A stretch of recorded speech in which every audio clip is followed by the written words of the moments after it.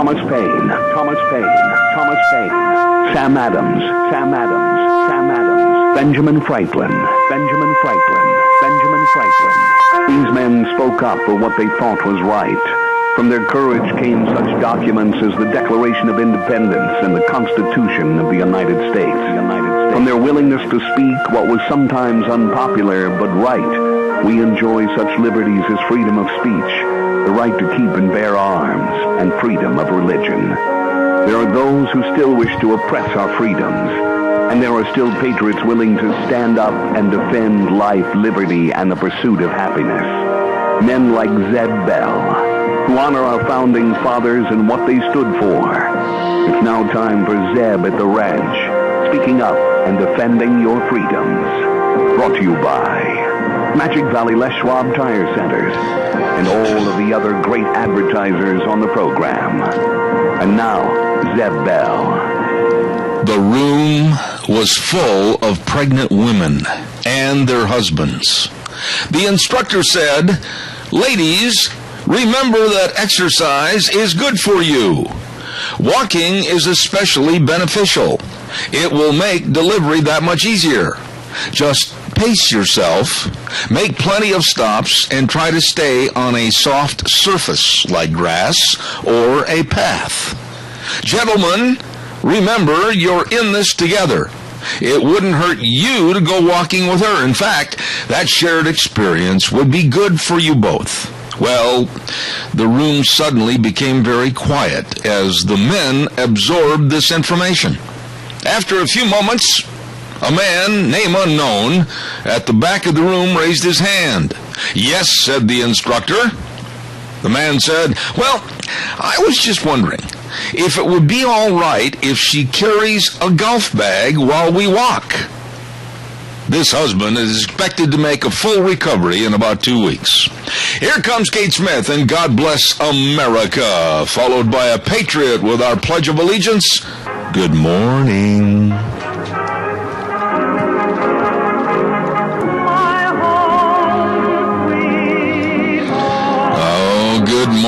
Good morning. Zeb Bell, Zeb at the Ranch with our major sponsor, your Magic Valley Les Schwab Tire Centers, and some of our great advertisers, including Ramsey Heating and Electric at 2600 Overland Avenue in Burley. Good morning to you. And want to carry a golf bag?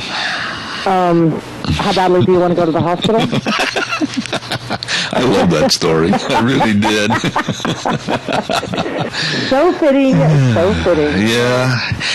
And you know, I got to be really careful because Deanne is here and she can give you multiple stories of possibly a relationship to that story. I need to call and talk to Deanne on the phone. Ask her about the time that when she was expecting our first child, we went fishing, and I'll just let it go at that. Curiosity piqued, Deanne. I will be calling you later. I bet you will be. I will. Do we have a pledger? Me or Michael? Oh, well, you naturally. Okay. I pledge allegiance to the flag of the United States of America and to the republic for which it stands, one nation, under God, indivisible, with liberty and justice for all. There you go. Great job. Thank you very much. It's time for the weather right now, brought to you by Cheney Flooring and Home Design, 1228 Oakley Avenue in Burley. Look for the blue door or give them a call at 678-6945. Oh, my goodness. They've got whatever you need to really make your house a home, and all the home decor items right there.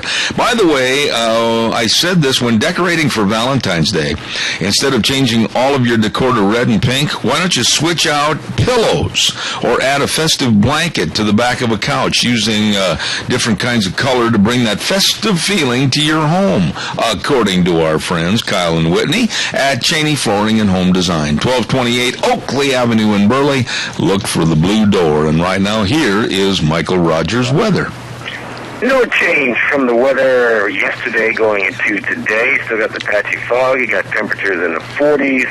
Got the overnight lows in the 30s, and you get a slight chance of rain as you get to Sunday. So that fog's going to burn off about close to lunchtime, about 11:30, and then you'll pick it back up later on tonight and repeat the process over again tomorrow. So otherwise, That's your weather. Enjoy it. It's the only weather you got. There you go, Michael. Thank you very much. Weather forecast brought to you again by our dear friends Cheney Flooring and Home Design, 1228 Oakley Avenue in Burley. Hey, they got lots and lots of newly refurbished furniture, too. Look for the blue door. Call them 678-6945. Hey, today is sale day at the Burley Livestock Sale Yard. Merv, come on in. Chant that chant. He gets a steer calves here to get all the 31, 1.5, 31, going out, 32, 2.5, 3, going out, half. That is the world's best auctioneer. I love listening to his chant, Merv May, over at the Burley Livestock Sale Yard, 1100 Occidental Avenue in Burley. Sale time 10 a.m. this morning. Number to call 678-9411. Merv May, Cade Rogge, Lance Udy, the whole crew working for you. Here's a partial list of some of the run we've got coming in today at the Burley Livestock Sale. Lynn Shoddy over to Hayburn. Hello, Lynn. 25 head of broken mouth cows, stock cows. Jim Ritter over at Shoshone. I know that family. 25 head of calvy cows. They're mostly all Charolais. Ted Tracy out at Elmo. 40 head of calves weighing about 500 pounds. Brian Tubbs. Haven't seen him for a long time. Bronc Rider Boxer over to Eden. 50 head of mixed yearlings. David Naylor Dairy out of Desequa. Holstein steers coming into the sale today. And we got butcher cows from the Southside Dairy. 60 head of cows. Moo Mountain Dairy. 30 head of cows. TLK Dairy. 50 head of cows. And Ward's Dairy. 30 head of cows. All of this and much, much more with the trailer line run at the Burley Livestock Sale Yard. Sale time at 10 a.m. this morning. Don't forget, call them for more information, 678-9411. Burley Livestock Sale Yard, 10 a.m. today. Sale. Merv, sell those steers. All right, he gets the steer calves here to get all the 31, 1.5, 31, going out, 32, 2.5, 3, going out, half, 134, 4.5, 5.5, 135, 50, 135, $7.35. Zeb Bell gets bottom again. One of our lunch bunchers is going to have a birthday tomorrow, and I'm not going to be on the air on Fridays, naturally. And we want to wish a very, very happy birthday to Ellen Peterson. Ellen, if you're listening, happy birthday to you and many, many more. Congratulations, and have a wonderful day. Wonderful day. Hey, Ramsey Heating and Electric at 2600 Overland Avenue in Burley, open 7:30 to 5:30 Monday through Friday with all your heating and electrical needs. They can help. They will help. They do help. And don't forget, they've got all your quality air filters for your furnace. Don't let that furnace sit downstairs and chug a lug, trying to do the job to keep you warm without changing the air filters. Get the best ones at Ramsey Heating and Electric, 2600 Overland Avenue in Burley, where they provide warm winters and cool summers. Give us a call, 436-2244-1866-927. I have got, 927, I forgot the number, 4587. I've got all kinds of stories this morning. In just a moment, we're going to talk about another totally inept Whitehouse spokesman, the deputy Whitehouse spokesman, and what a terrible job he did yesterday. I'll be on that in just a minute. Hey, don't forget Valleywide Home and Ranch, 910 South Oneida in Rupert, and I want to remind you they've got really, really special deals for Valentine's coming up, and they just received a huge shipment of camo clothing. You can stand right in the middle of the floor and nobody can see you, and they've got hoodies, shirts, and pants. They got everything, and all their boots are 20% off until this Saturday, okay? You get in, or pardon me, until this Sunday. You get in there at, of course, 910 South Oneida in Rupert. Sean and Mandy, the whole crew serving you at Valleywide Home and Ranch. You see them today. All right. You know, I was watching this press conference, and it just absolutely was stunning. The lack of quality from this White House, this administration, of putting people up on camera. There's a redhead woman that works sometimes as a spokesman fielding questions, Jen Psaki. She just has that wide-eyed, deer-in-the-head lights look that she just absolutely can't answer questions. She can't give definitive answers. She can't look at people and give a straight answer. This guy yesterday was worse. Oh, my goodness. Questions came up about the Taliban first. Questions came up about the Taliban.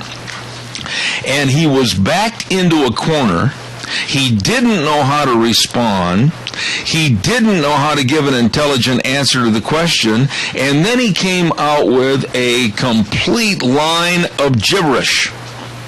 When he was asked about the Taliban as a very serious threat, now more so than before, and a terrorist threat, he hemmed and hawed, and then he said, they're not terrorists, they're an armed insurgency. Now, I want to put this out. Why is it that we have to play with the Muslims in a mamby-pamby form? Why is it that we have to play around the facts with Islam? Why?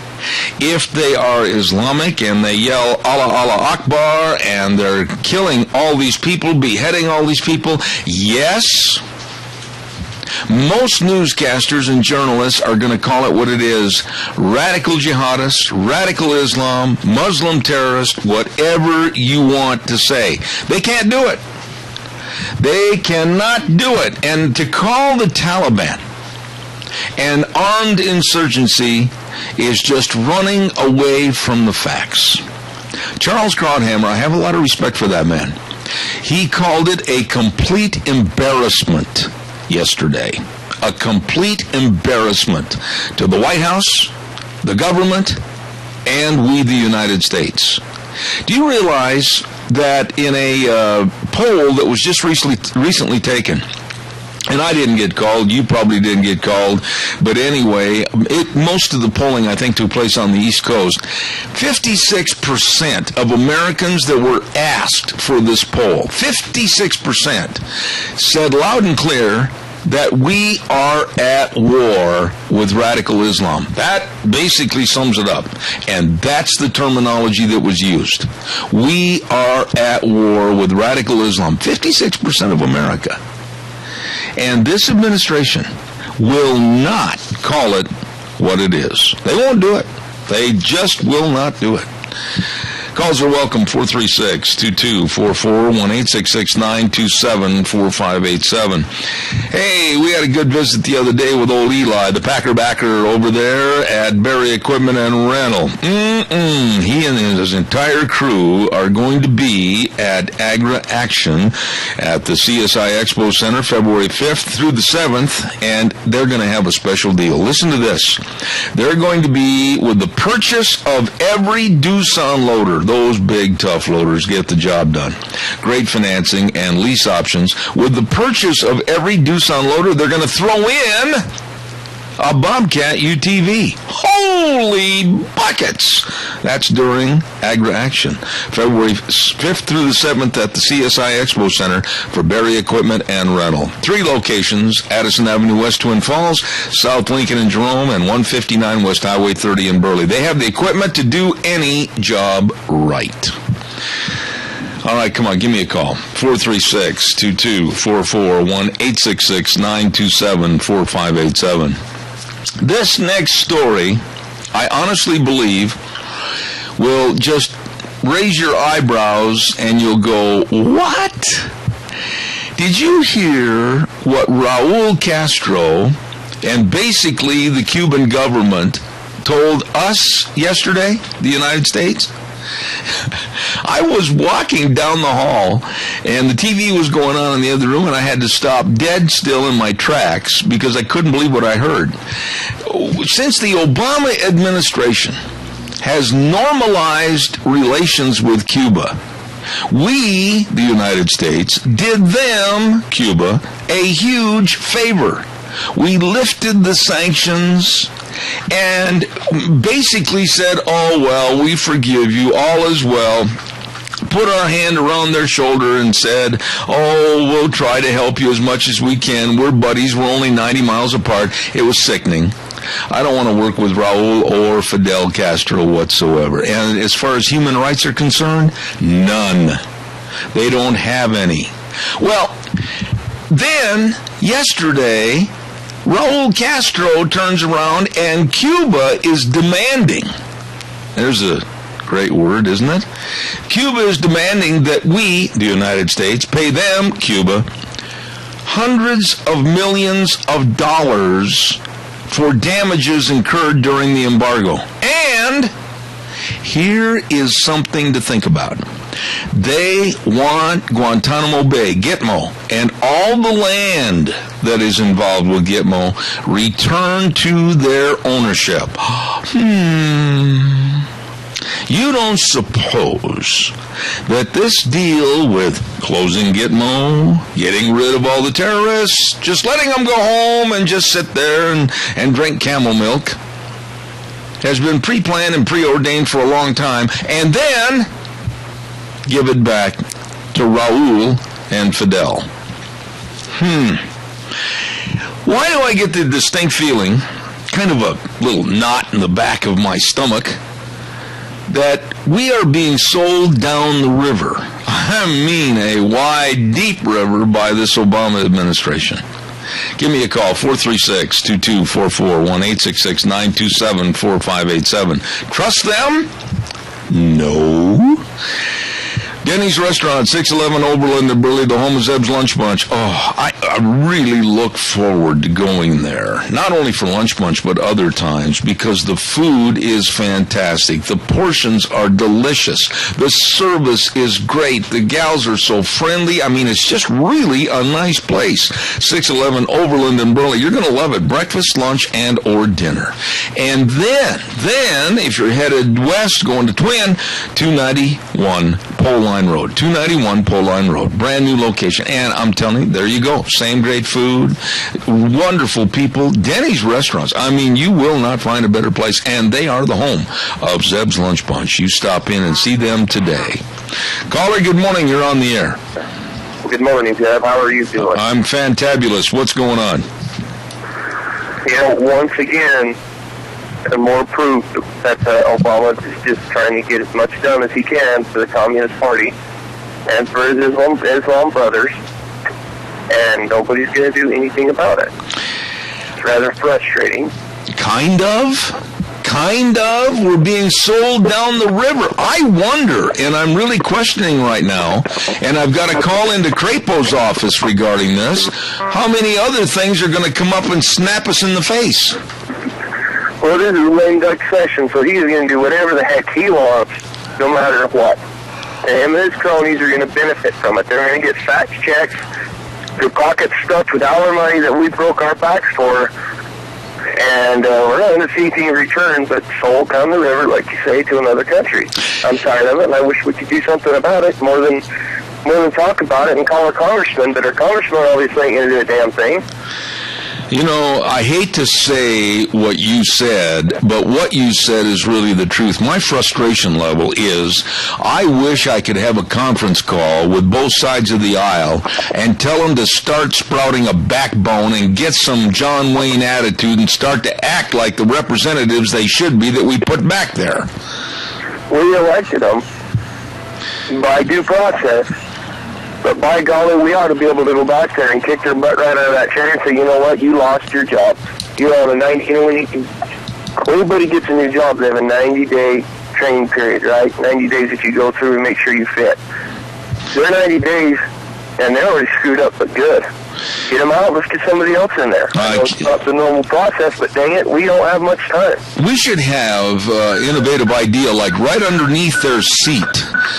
Boy, you're dinging. Is that your seat, your belt, or what? What's that? I say, are you okay? You're dinging so loud I can't talk to you.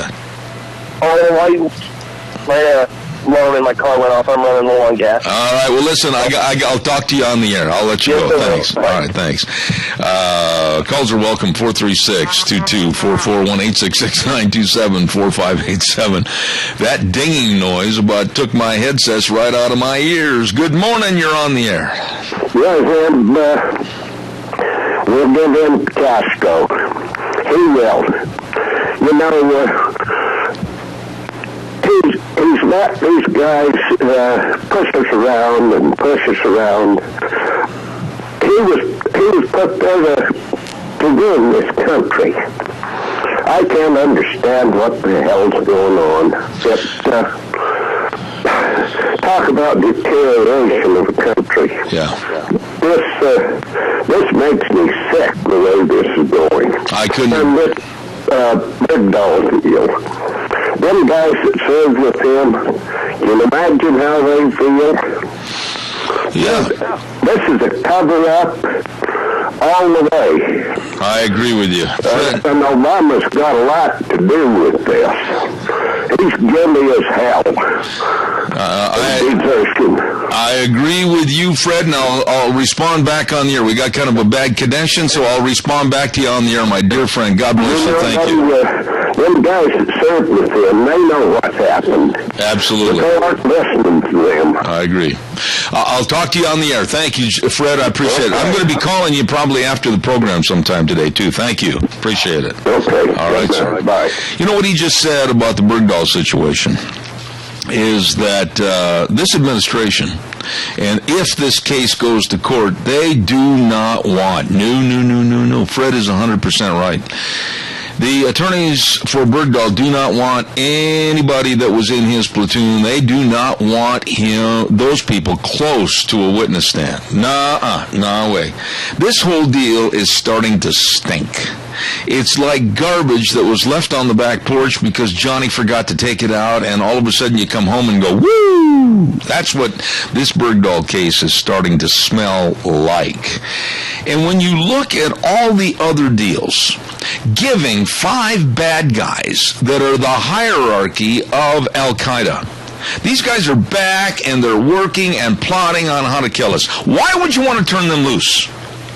Human compassion? I have no human compassion for people that are trying to kill other people, behead them, kill them, blow them up, hurt their families, destroy children, schools, etc., and turn them loose. Oh, well, they were model prisoners, and we had a chance to bring our soldier home. You know, I listened to Juan Williams the other day, and some people are going to side with Juan. But I got to say this, bringing our soldiers home, yes, is very important. But when there is the trading of 5 really bad, killing, heinous people, like what was released for Bo Bergdahl, who under every indication, the rumors and NBC and Fox News and everybody else has said he deserted his post. What in the world is our government thinking? What are they thinking? And now with Cuba. We normalized relations with Cuba. Do you realize how bad the Castro brothers have been in Cuba? Do you realize how bad they treat the people down there? Do you realize how they have nothing as far as the milk of human compassion? Nothing. But Obama's, 50 years is enough. We're going to go ahead and normalize relations. But why? What's the bottom line that we're not seeing? Gitmo. And now they turn around and say that they want us to pay hundreds of millions of dollars for damages incurred during the embargo? Boy, would I like to write the return response. I've got to get Pacific Steel in here. Hold on. Calls are welcome. 436-2244. Pacific Steel and Recycling, 320 West Main in Burley. Number to call, 678-2321. These folks are just really good. I mean, by golly, they treat their employees as the number one asset, and it's an employee-owned company. That's right. Pacific Steel and Recycling with Josh and Adam, the whole crew. And believe me, they sell new steel, angle iron, flat iron, tubing, you name it, it's all there. And they also carry trailer parts. Oh boy, you better stop in today. Your recycling professionals, Pacific Steel and Recycling, 320 West Main in Burley. And now, here's the Capital Press Ag Minute. Today's Ag Minute brought to you by the Capital Press, the West Ag Weekly. International Dairy Foods Association directors have adopted a policy to promote market-based pricing of farm milk rather than the decades-old federally regulated pricing. The announcement was made at the 2015 Dairy Forum in Boca Raton, Florida this week. Connie Tipton, the group's CEO, says existing milk pricing is hindering product innovation and preventing the industry from reaching its full potential in a growing global market. It is a major shift in the industry, she says, and any deregulation requires thoughtful consideration. The question, she says, is whether the industry is better off with the devil it knows or the one it doesn't. For the Capital Press Ag Minute, this is Brandon Tenner. For more agriculture news and information, turn to the West Ag Weekly, the Capital Press, and capitalpress.com. Drive-through recycling and superior customer service at Pacific Steel and Recycling, 320 West Main in Burley. Number to call, 678-2321, bringing you the Capital Press Ag Minute. All right. Give me a call, 436-2244, 1-866-927-4587. You want to hear another story that just, I can't wait to visit with Frosty Woolridge about this next Monday, because it's just another story of showing how poor, how absolutely ridiculous, how asinine our border policy is, okay? You heard about this illegal alien, and that's what he is, an illegal alien that had been here many, many times, back and forth, and he'd been arrested numerous times, many felony charges, and one of those times was in Maricopa County in Arizona with Sheriff Joe Arpaio. And then this guy back and forth again a couple of times, more crimes. They keep letting him go. He goes to California. He is the guy that you saw on television this last couple of days. Great big old fat, ugly, illegal alien that walks into a convenience store, wants a pack of cigarettes, doesn't have any money, and he just shoots to death a 21-year-old store clerk over a pack of cigarettes. And they checked on this guy, and he's been like a boomerang back and forth across the border. What is going on? That a 21-year-old with his whole life ahead of him, he's standing there at the register, and this guy wants a pack of cigarettes, no money, and shoots him. Life doesn't mean anything. This is absolutely insane. And I commend, and I say we need thousands of sheriffs like Joe Arpaio from Arizona. I don't care if that offends any sheriff in this area. I don't care. We need thousands more like Sheriff Joe Arpaio that will stand up with a backbone, spit in the eye of federal government, especially Obama's federal government, and sue them. And that's what he's doing. He's suing Obama, and he's suing Homeland Security. And I support him. Go get him, Joe. Go get him, Joe. Calls are welcome, 436-2244, 1-866-927-4587. Oh, and by the way, in a related story this morning, did you hear what the presidential nominee for Attorney General said yesterday? Here, listen to this. I'll read it to you. Her name is Loretta Lynch, and she was in front of a hearing yesterday, and she said, I believe that the right and the obligation to work is one that's shared by everyone in this country, regardless of how they came here. So basically, she's saying that illegal aliens and us are on the same keel. They have as much right as we do. Oh, wait a minute. I'm a tax-paying citizen of this country, but yet an illegal coming in here has as much right to work and or do what I'm doing illegally. I see.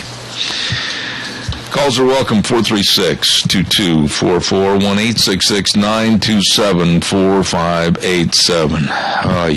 Hey, a restaurant in Michigan, a very classy, very nice restaurant in Michigan that really gets a lot of clientele.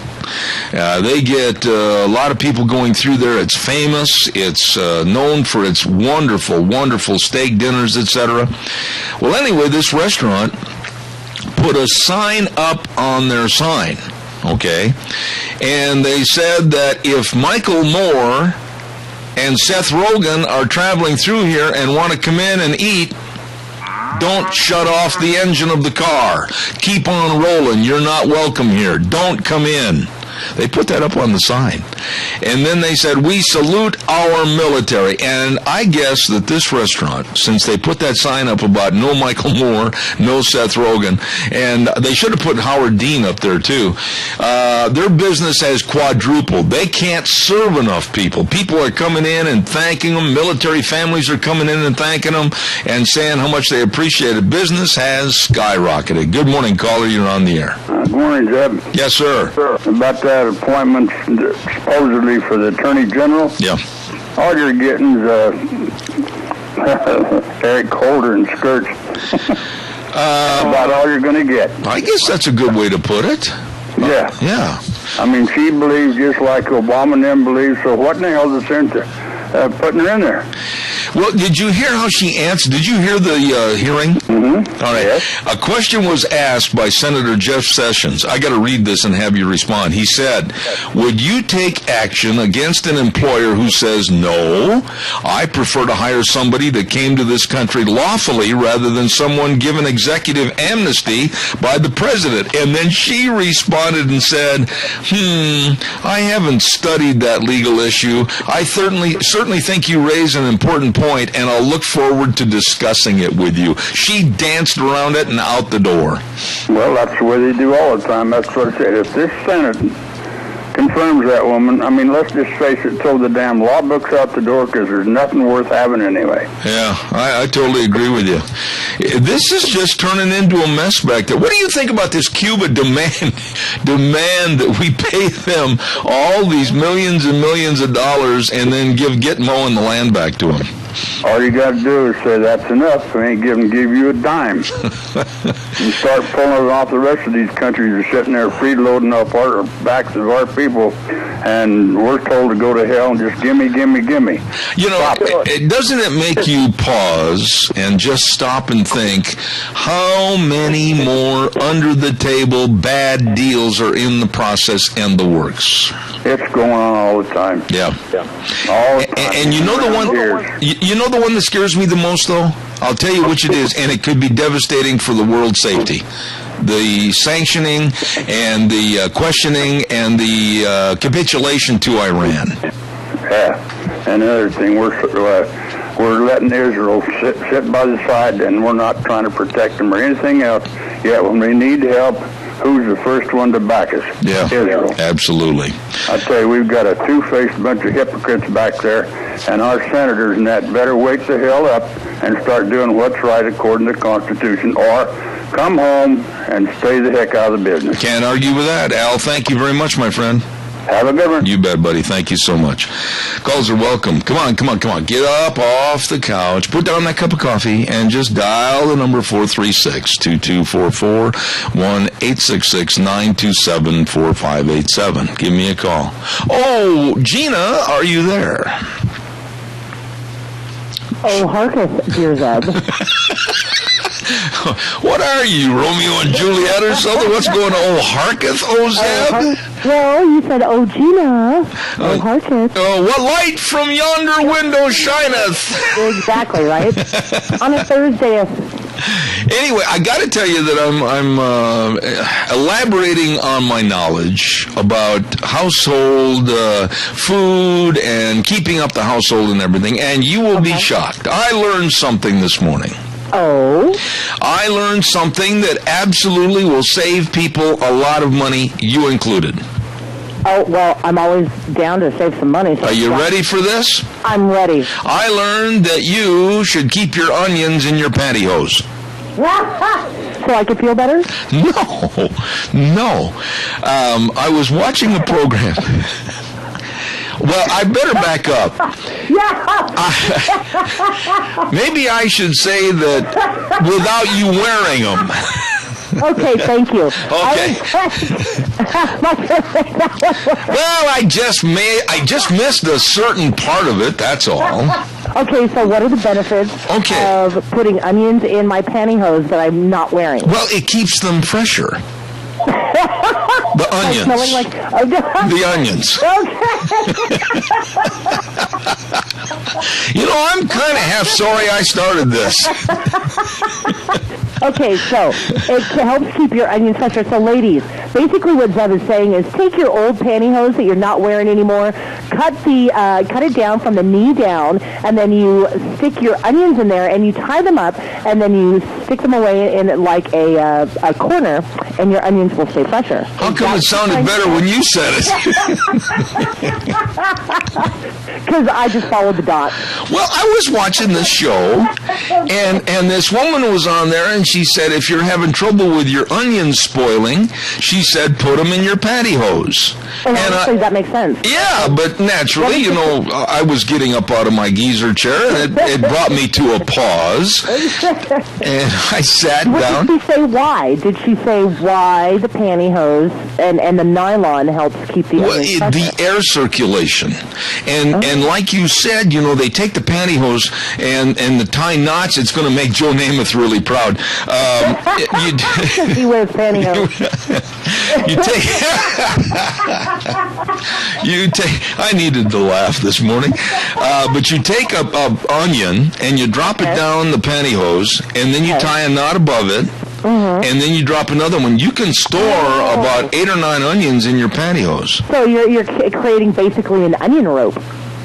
Yeah, that's a good way to put it. Well, you know, it's each. So when you need the onion, you just clip that part of the pantyhose there you go. And boom, there you go. Okay, so that makes sense. Yep. The only thing. I'm glad we had this conversation. Well, I know. I'm trying to do my best to bring knowledge into every aspect of my life. But then I learned that you also, here's something for your kids. I don't know if you knew this or not.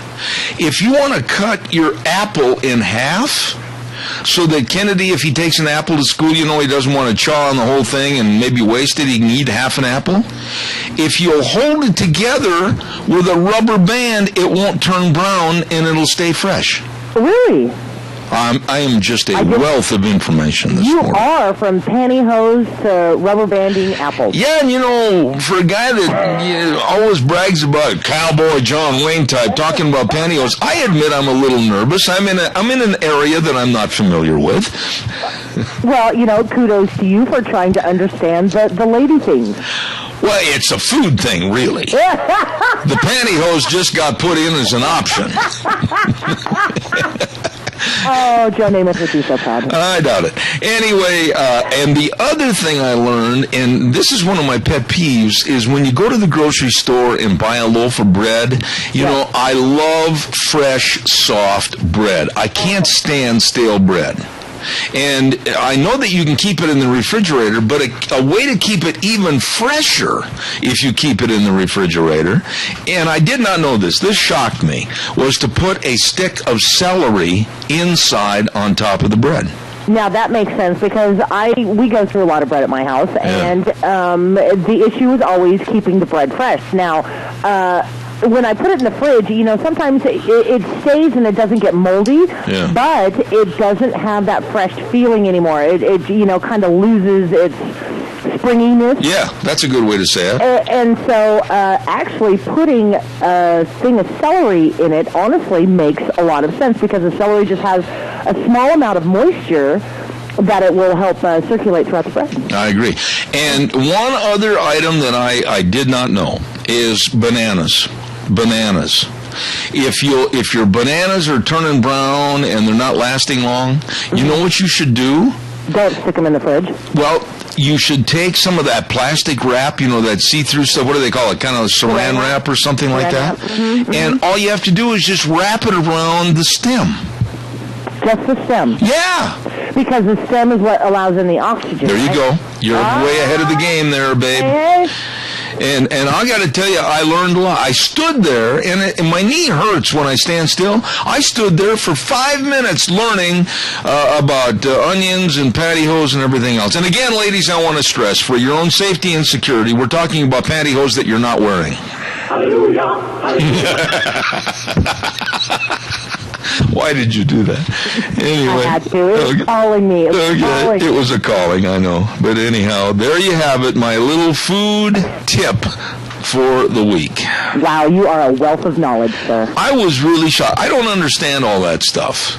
But when that lady got on national TV and started tying knots in pantyhose, I got to be honest with you, it caught my attention. So is Deanne going to try that trick? I don't know. She's in the other room. I'll ask her when she comes in. Maybe she already does. Maybe I don't know. Okay. We don't know. Okay. I haven't, when I walk through the kitchen, I haven't seen. You know, if you ever go to the grocery store, whatever grocery store, and you see the garlic ropes, you know, that are in that mesh. Yeah. Totally makes sense now. Totally makes sense. I got to tell you what happened to me about 15 years ago, and then I'll do a weather forecast. Okay. My son and I were going Christmas shopping, okay? And the snow was falling down, and the parking lot was icy, and it was full of muck and yuck and snow and everything.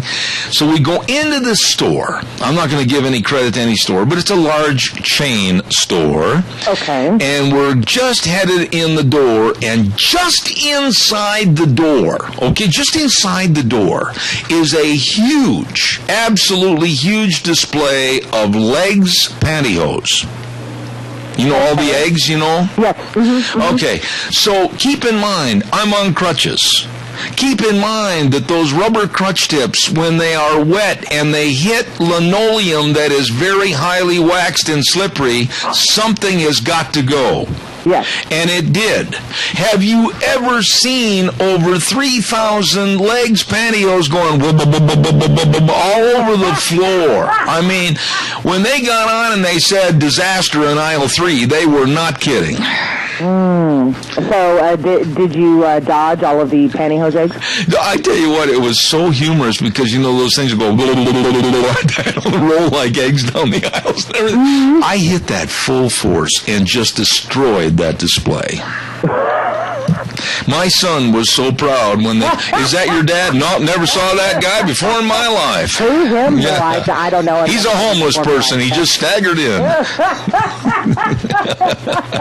I'm sure your son was beelining for the other side of the store. Yeah, well, that's just, it happens, but that's more about pantyhose this morning. So, there we go.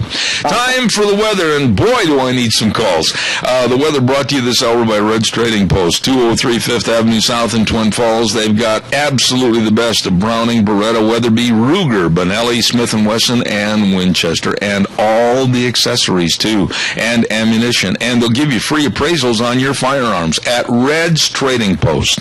These are wonderful folks with Ryan Horsley and the rest of the crew. 203 5th Avenue South in Twin Falls. You stop in and see them today. Right now, here's the weather. Hello, everyone. Michael Rogers for Zimmer the Ranch. That patchy fog is still just hanging around. It will not go away. If I could make it go away, I would, but I can't. And if I did, then I wouldn't be doing weather on the radio anyway. So, here's your weather for today. That patchy fog should be skedaddling out of here about 11. And then otherwise, it'll be partly sunny with a high 44. 45 is a pretty good number. Tonight, more of the same. A little bit more clouds. 30 for the overnight low.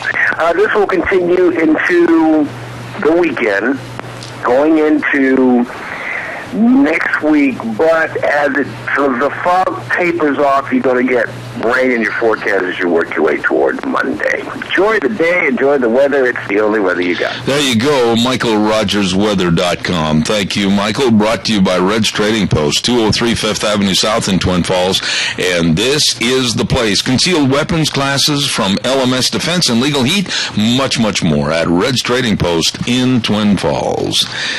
All right, give me a call, 436-2244, 1-866-927-4587. I'll talk to you about any one of the subjects that you want to discuss this morning, including onions in your pantyhose or whatever.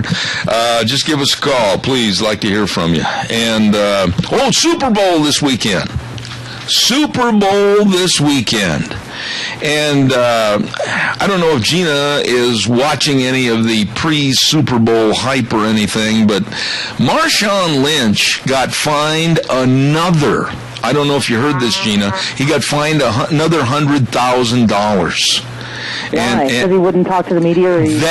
And listen to this. I think they're just after the poor guy, and then we'll take this call and we'll talk about it again in a minute. He was wearing a baseball cap while he was at Media Day with a logo on it that was not sanctioned by the NFL, so they fined him $100,000. You're kidding. Would they just leave the guy alone? I wish. You know what? There are so many other players out there that would love to talk to the media. And hey, you know what? If Marshawn Lynch doesn't want to talk to the media, don't make him. Did you hear what his grandpa said? We'll talk about that after this call, okay? Stand by. Okay. Caller, good morning. You're on the air. Oh, I just wanted to call and say, when you hit the pantyhose display and everything was going crazy, did you look around first to see who was there watching you? No. You don't want to be seen by anybody. Well, ma'am, when you're as big as I am and you're laying in a heap in the middle of a bunch of legs pantyhose, you know, who cares at that point who's watching? Well, I guess that's a female thing, because I've fallen, you know, out in a parking lot, and oh my gosh, I don't want anybody who knows me to see me. Well, I look at it as it was entirely the store's fault, because first of all, they had heavily waxed floors. Second of all, they had a legs pantyhose displayed less than 10 feet from the entrance. And third of all, they should have stopped me from coming into the store. Well, plenty of blame to go around, huh? All right. Well, listen, I appreciate your call. Have you ever had anything embarrassing like that happen to you? Yeah. Oh, really? I told you about falling on the ice in a parking lot. Oh, well, you didn't get hurt, though, did you? No. Okay. My pride. Yeah, but pride goeth before the fall. It does. All right. Have a good day. Thank you. All right. Bye-bye. Oh, man, embarrassing moments. I've had many of them. Gina, yeah, they fined this guy $100,000. It's not the first time they fined him. And he basically sat there and said, I'm going to get fined if I don't sit here at Media Day. And so that's all he did, is answer the questions that way. I was reading a story about this football player from the Seattle Seahawks, Marshawn Lynch. He has never wanted to talk. He has always been very, very shy. He said that he wants to let his actions on the field speak for him. And he's an excellent running back in the NFL. I just don't know why the NFL and the news media, like you said just a minute ago, won't leave the guy alone. He just doesn't want to talk. And now, because he showed up at this news conference the other day for the Super Bowl wearing a cap that didn't have a logo that was sanctioned by the NFL, they're going to nail him for $100,000. What is this? It's just another way for the NFL to get money out of the players. It is another way for the media, because this is how the media works. They want to get that exclusive interview. They want to be the ones to actually get that little soundbite nugget out of Marshawn Lynch, because nobody else has it. Yeah. They're constantly bombarding him. Yeah. Now, if the guy is shy, don't force him out of his comfort zone. He is a phenomenal player. That is why he is in the game. And so, hey, NFL, check this out. Why don't you go and find the Patriots for Deflategate and get to the bottom of that and leave somebody who's not even doing anything. All he just doesn't want to talk to the media. And here's what. I know we got a call, but I want you to really address this real fast.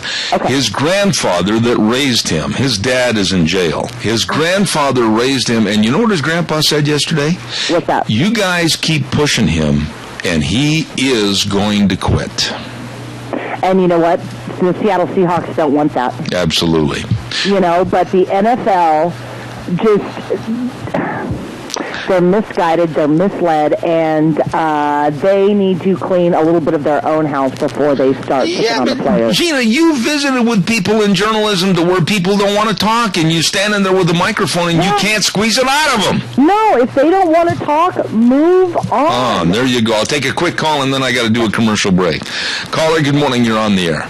Yeah, Zeb, I got a remedy for that slick end to your cane. Okay. They've got a deal that has got prongs on it that you can flip over. Uh-huh.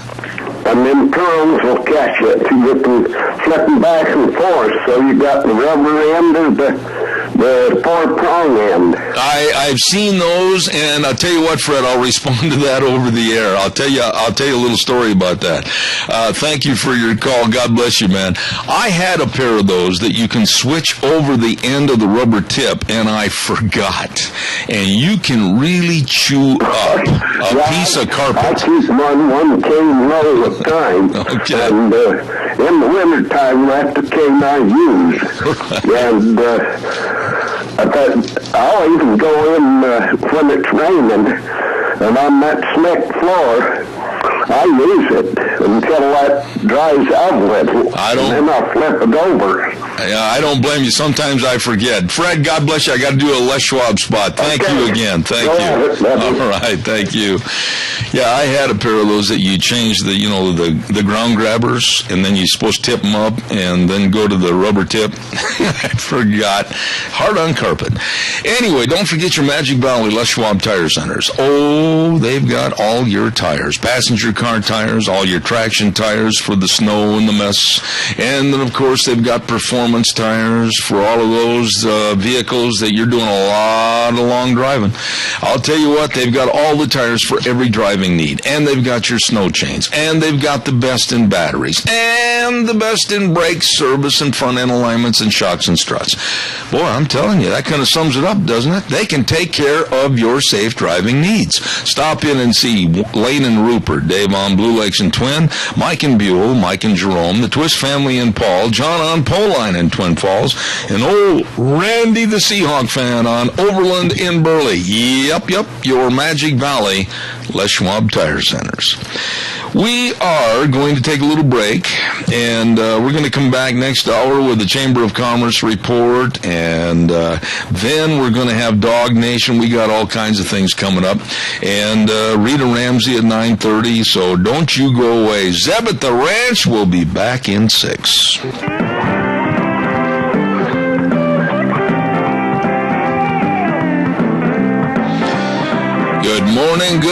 Good morning on a Thursday. Kind of a, foggy, chilly, damp. Yeah, that's what it is outside. I'm Zeb Bell, Zeb at the Ranch, and our major sponsor, your Magic Valley Les Schwab Tire Centers, all 7 locations. Thank you very, very much.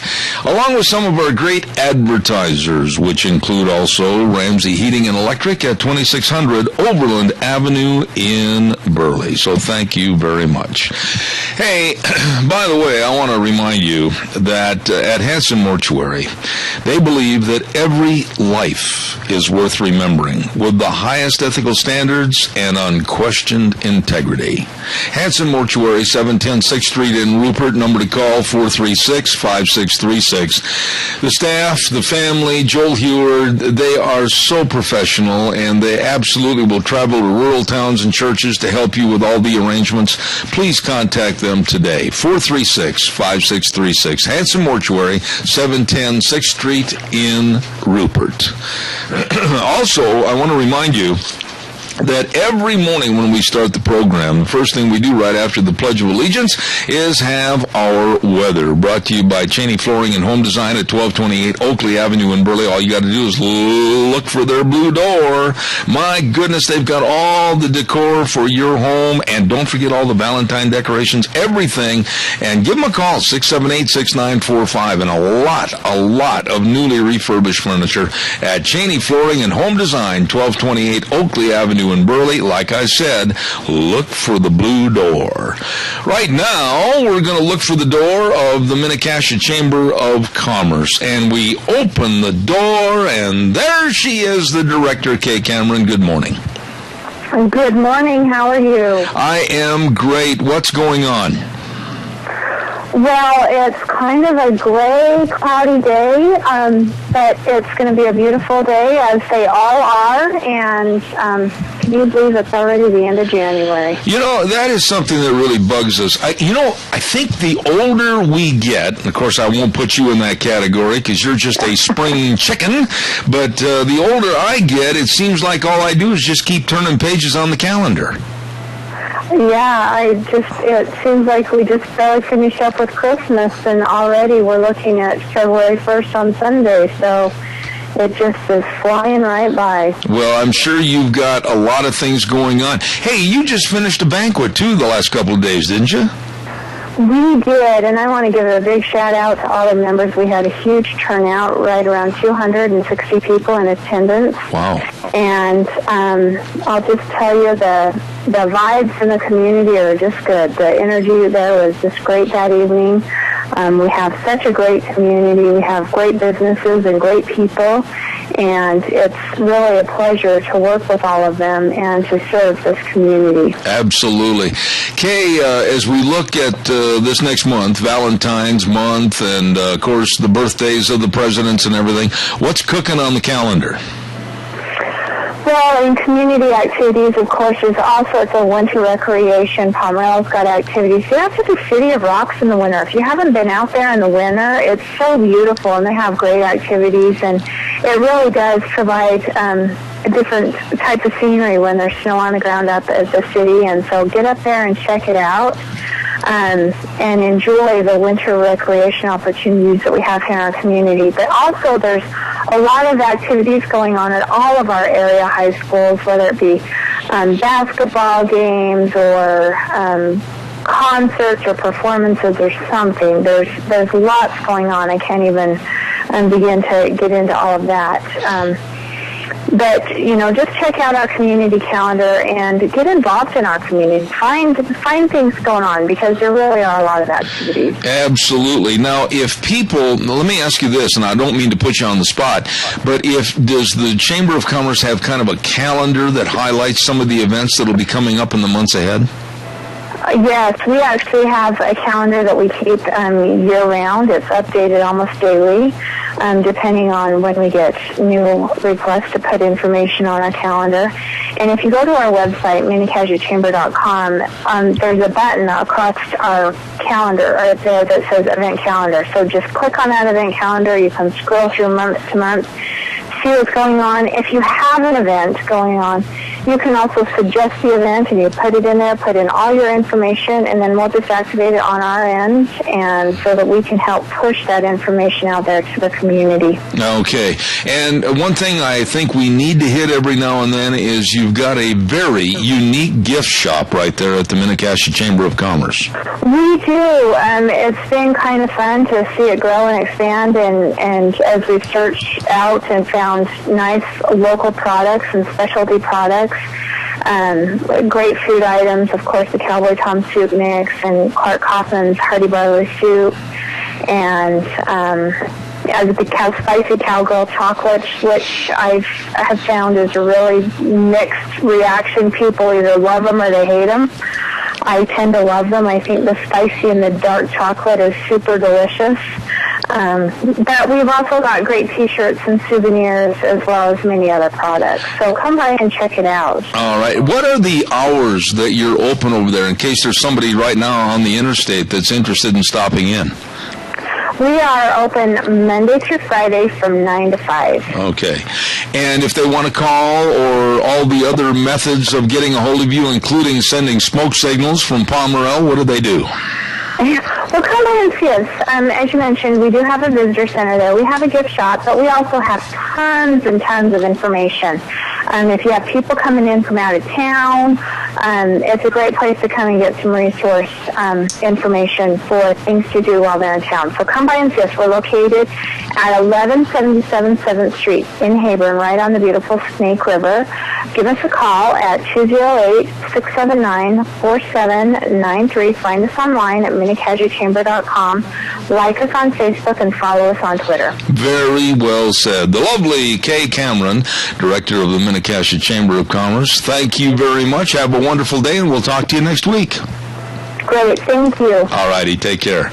Kay Cameron with the Chamber of Commerce, and really, really nice people. And like I said a few moments ago, what a unique gift store they have over there.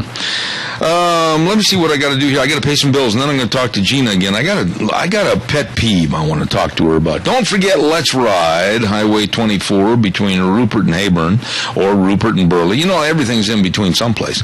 And that's where the fun is sold. Absolutely. at Tivoli. They've got all the Skidoo snowmobiles. Fun in the angel dandruff, I will guarantee you. And they've got all the accessories, and I'm telling you that now is the time. Now is the time to get your four-wheelers over there and let that absolutely excellent service department get them all fixed up and ready to rock and roll for this next year. They can do the job. Let's ride Highway 24 between Rupert and Hayburn, where the fun is sold. Really good people. And while we have just a moment, I also want to remind you, while you're on Highway 24, don't forget Cameron and Siemens Insurance, Highway 24 in Rupert. Oh boy, Dean and Todd, their staff, absolutely excellent. Life insurance, health insurance, retirement planning, employee benefits. They make sure you're protected. Yes, and they are dedicated and responsive to your needs. Please write this number down. Give them a call for an appointment, 436-4424. That number again, 436-4424. Cameron and Siemens Insurance. Hey, Gina, you been to a movie lately? No, I have not. Are you going to a movie? I don't know. None of them really interest me. Well, The American Sniper, I've got to go see that. Yeah, I am interested to go see that one, but other than that, it's been about a year or two since I've been to a movie. Okay, well then you're a candidate for this question, just like I am.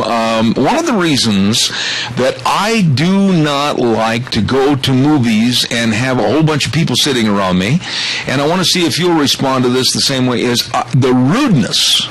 The rudeness in movie theaters for people to just talk and laugh and visit and make noise. I think it's at the worst time of my life. Yeah, I honestly, when I go to a movie, I shut off my cell phone. Yep.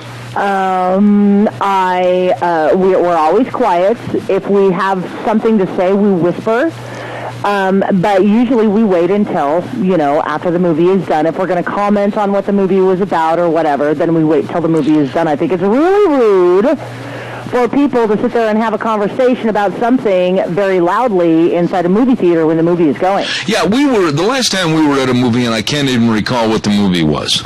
We're sitting there, and these were not kids. They were probably young adults, I'd say around 30. And there was one couple that had seen the movie before, and they were with like 3 or 4 other couples. And for some unbeknownst reason to me, this one dumb husband, he had to alert everybody that was sitting with him what was coming up next in the film. And I wanted to take one of my crutches, and I wanted to beat him severely between the ears. I hate it, because basically what they're doing is they're ruining the movie for the rest of us. Shut up. Don't tell me what the movie is about. Don't ruin it for me. Let me experience it on my own. He would sit there, and he'd say, watch this. This is really going to be cool. And then he'd say what's going to happen. People like that need to be shot. The rudeness, and then the other ones were the cell phones. You mentioned it. Yeah. And they let it go. I don't know if they're doing it just to let people know they have a cell phone, or that they paid their bill and it's going to work for another month. I don't know. But I think there should be something at the door that is a cell phone finder. And if you've got one that it's not turned off, you'd better turn it off, or you're going to get bounced out on your ear. Either that or shut the sound off, turn it on vibrate, turn it on silence. But there are signs that are posted. Please have your cell phone silent. And even at the beginning of every movie, at least the movies that I've gone to in the past year, it scrolls up on the screen. Please, for everybody's enjoyment of this film, shut or turn off your cell phone. And the other thing that bugs me about going to a movie is I'm inevitably going to find somebody that's going to sit in front of us, and one person is the designated get up 97 times during the movie and go get something for somebody else. Yeah, no. And it just destroys the whole movie trying to see around him. And then this guy comes back, and he had like 3 or 4 great big barrels of popcorn, and he was holding on to some soft drinks and everything. So rather than sit down and get out of the way, he walked up and down the aisle giving everybody their goods. Really? It just drives me nuts, the rudeness in movie theaters. But, of course, talking and laughing is the number one thing that really gets me. Oh, yes. I mean, please, everybody, please be quiet and shut up, and don't ruin the movie for me, please. Do they have, and again, I don't know, but at movie theaters that you go to or have been to, do they have somebody kind of walking the aisles with a flashlight and at least policing it a little bit, or at least for the paying customers that want to enjoy the movie, telling people to shut up?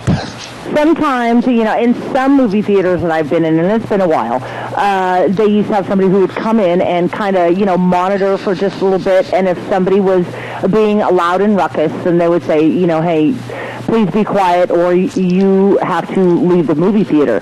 That has happened before. And then there are signs posted everywhere, please turn off your cell phone, or make sure your volume is on silent. Yeah. So you're not, and then honestly, a lot of places, they don't even want you to even bring out your cell phone because of the brightness will affect. Like if you go to the CSI the Falkland Planetarium, they don't even want you, don't even bring out the cell phone, put it away, because everything is so light sensitive that the light emitting from your cell phone will ruin that experience. So people just put away your cell phones, be quiet, and let everybody else enjoy the movie for what it is. We can do without your sidebar comments. Yeah, and if for some reason when somebody gets a call, they just want to sit there, and I guess they want to amplify how important they are and how wonderful this call is, and they talk like they're cheering at a football game. I know, everything's so loud. Yeah. One last final thought about movies, and I'm being critical here, and I don't know if it's just me or if it's because I'm an old goat, but is it a fact that a lot of theaters have turned down the volume? Not the theaters that I've gone to. Well, see, I was at a movie not too long ago, and honestly, I might be getting hard of hearing, but boy, my wife couldn't hardly hear it either. And I don't know if they're turning it down because everybody's supposed to be so sound sensitive today and everything. I don't know, but I could hardly hear the verbiage. I have no idea. The last movie that I went to, it was pretty loud. Really? Mm-hmm. Okay. Well, we'll see if this caller can hear. Good morning. You're on the air. Good morning, Jeb. Yes, sir. Hey, I have something that's kind of similar to that happened to me just recently. Your movie theater experiences. I went to see my oldest son, in his school program in Twin Falls up there at a school that's up there, and I was sitting there watching him, and I always wear my hat, And I kind of sitting in towards the back room and the side. There was one person behind me, and instead of tapping me on the shoulder and asking me, please, can you move your hat, or he tried to take my hat off my head. Well, that's about the red on the tip of my ears get hot when somebody grabs my hat. Well, I don't blame you for that, but I will say this, and don't be offended by this. I'm just going to be straight honest with you. A movie theater is no place to wear a hat in the first place. I agree with you, and while I was sitting, I didn't think I would be. I thought everybody could see around me, Otherwise, I would have just taken it off, and it was kind of a chilly day anyway. But yeah, I would have taken it off had he just asked. Well, I agree with that. Backside of me. Anyway, we can all be more polite about situations, but then on the other hand, there's a time and a place for certain headwear, and that's not the time or the place. Okay, thank you very much. I got to run. Real quick, I want to remind. This falls right into what we're talking about, movie theaters, and that's Mount Harrison Audiology and Hearing Aids with Christine Pickup, Doctor of Audiology at 1218 9th Street. Unit 2, right behind the Minidoka Hospital, across from the emergency room. If you have developed hearing problems, call 312-0957.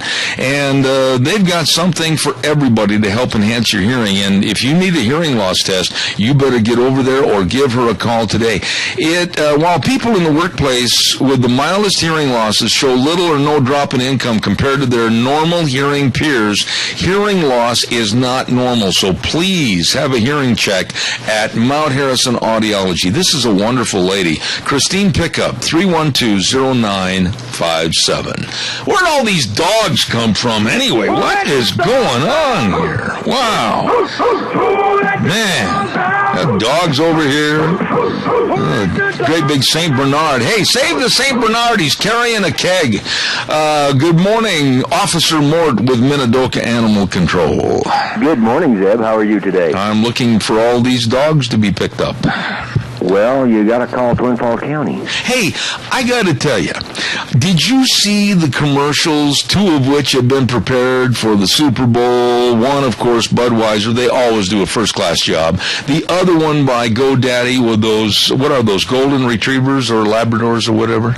Little puppies. Actually, I was watching the thing for the Super Bowl, and at their commercials, I caught like the last 15 minutes of it, and I just barely missed the one that they were showing from GoDaddy with the retriever. So I didn't get to see it. So this Sunday, after I get out of church, I'll go home and sit down and watch it and see if I can catch all those commercials. They were very well filmed, and the puppies could not have been cuter. First thing Deanna and I did was just want to reach out and grab them all up and say, they've got a home now. Most definitely. Hey, what's cooking over there? Well, we're wanting to feature Peanut again, and we've had him in there. Peanut, he is a American Bulldog or American Bully Breed cross. Okay. He is about 12 to 18 months old. Okay. He is brindle with white on his chest. When he was surrendered, he was on the thin side, was losing his hair, found out that he had a food allergy. Oh, my. Which a lot of people don't realize that, and that a lot of people start thinking, well, the dog's got mange because it's losing its hair in patches and stuff like that. If they're feeding like dyed kibble and at the foods that have got the red and the green dyes, and the dogs start to actually have issues with their skin and their hair loss, try taking them to a straight brown kibble because 9 times out of 10 they're allergic to the dyes in those other foods. How often, honestly, you just shocked me when you said that, how often do you find dogs that are allergic to that food coloring in their food? Actually, I come across several. Really? That's why at our facility, the only thing we feed is brown kibble. I see. And that way we don't have to worry about any of the dogs that come in there that might have a food allergy. But, I mean, I've taken in probably over the last couple of years a good couple of dozen of dogs that have had food allergies towards the dyes in some of the different kibble. Now, let me ask you: do they show the signs of, like you said, hair loss? Do they not eat it? Do they have a weight loss? What happens? They'll still eat it, but they won't eat as much of it, and they will lose weight. I mean, it just does something to their system to where they wind up just eating when they're really super hungry instead of like they normally would go and get a little bit here when they've got a little bit of an appetite and then come back later and get some more or something. I'll be darned. I did not know that. And how long after they start eating the food do you start to see a net result of an allergy? Actually, and a lot of times it could take up to a week or so. Wow. And this one here, once we got him onto the brown kibble, he turned around and within a week his hair was growing back, and we've had him for a little over a month now, and his hair has all grown back. He's actually put on some weight. He's probably close to about 75 pounds. Oh my. Okay. And his name is Peanut. Yes, his name is Peanut. Okay. He is okay with cats as long as they don't try running and everything, and then he wants to play.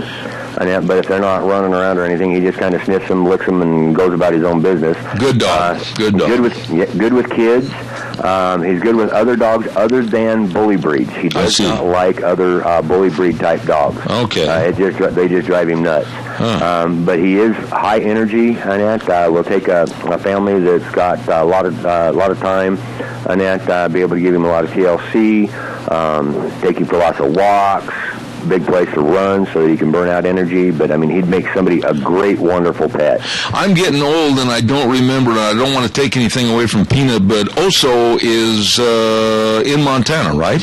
Yes, he is. He actually went up there last week and is in his new home. And everything's doing well? Oh, yes. He's loving his new home and doing great. Okay. Now, what else have you got for people to think about over the next couple of days till I have you on next week? Well, we are actually working on getting into the new facility. We went and picked up some of the kennels yesterday, and I'm going to be going over today to kind of set up the ones we picked up and move them around the room to get everything laid out. Also, Monday evening, I got called out.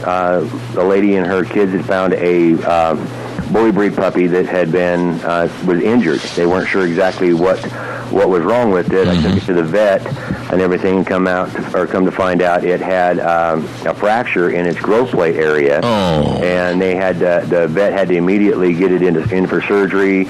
Got it pinned and everything so that it'll be fine, because the puppy's only about 3 months old. Oh my! Very sweet little girl, loves to cuddle and everything. But unfortunately, with what had to happen, we are in search of people to kind of help us out with trying to help with the vet bills and everything. Okay.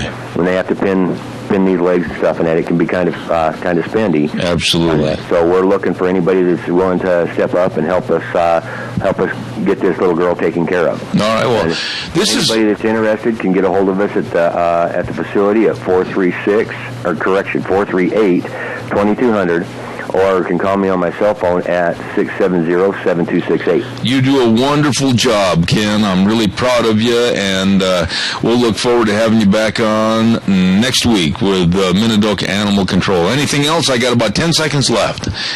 Just everybody, make sure you're taking care of your animals. It is getting warmer outside, but still it gets cold at night. Make sure they've got everything they need, food, water, shelter, to include your livestock. Make sure you're taking care of them as well. All right, you are fantastic. Thank you, Officer Moore, Minidoka Animal Control. Who let all these dogs out anyway? Let the dogs out!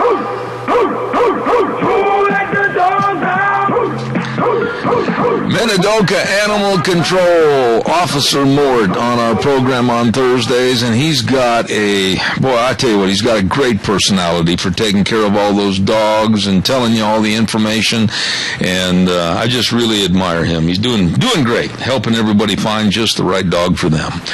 My goodness sakes, it's 9:30, and that means that we're going to go over the river and through the woods to Ramsey Heating and Electric we go, and the lovely Rita Ramsey.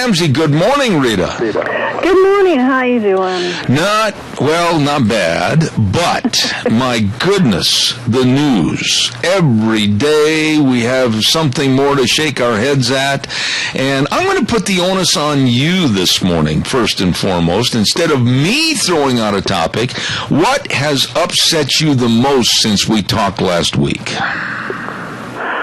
Do you have all day? No, but pick one. Well, I think that the way this hearing's going with Loretta, I always want to say Loretta Lynch, Loretta Lynch, who they're trying to get confirmed as Attorney General, is something that's really got me concerned. And I guess my biggest concern is when you have the House and the Senate, why does everybody want to just try to get along? Why not put everything out there and say, you know what, this just isn't going to work? Now, if you listen to any of the hearings and stuff yesterday and some of the questions, you'd kind of say, where is this lady coming from? She's no different than Eric Holder. Mm-hmm. Besides the fact that Eric Holder was her mentor, and she's best friends with Eric Holder's wife, and they're all in this little chummy group together, why would we want to have the same old thing? I was, and it doesn't take much for me anymore to sit in my geezer chair and look for objects to throw at the TV, which is senseless because it's a big fancy TV. But when she started talking about illegal aliens yesterday and saying that their net worth for having jobs is equal to citizens and taxpayers in this country, I was ballistic.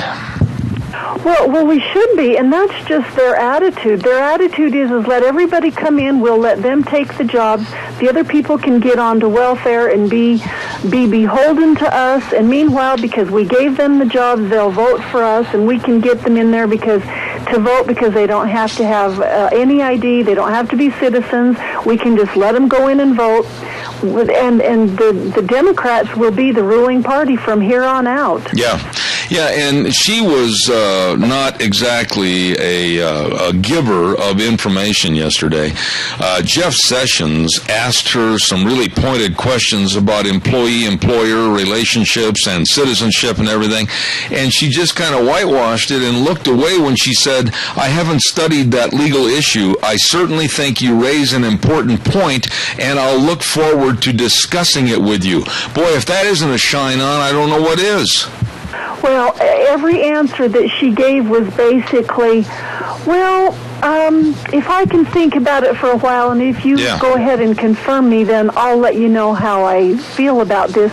And then she can turn around and say, well, I never said I was going to da-da-da-da-da-da. She's just skating all the way around it, and the answers that she did give are the ones that should scare us the worst.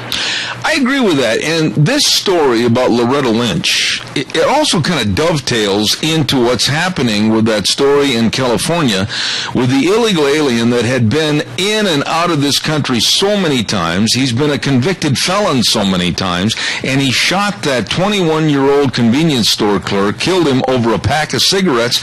And Joe Arpaio came out yesterday and said that he, a year ago, had this guy. I mean, it's like a bouncing bad check. This guy's been all over the western part of the United States. And Joe Arpaio is suing Obama and Homeland Security for their idiocy on immigration. I'm supporting him 100%. Well, I do too. The problem is that you and I don't have a vote, and our legislators are the only ones who can do it, and they will not get a grip on it and start doing something. You would think that with the Senate and the House and the majority of the conservatives, that they would get to work and start making some changes, and they're just acting like they're not up to the task.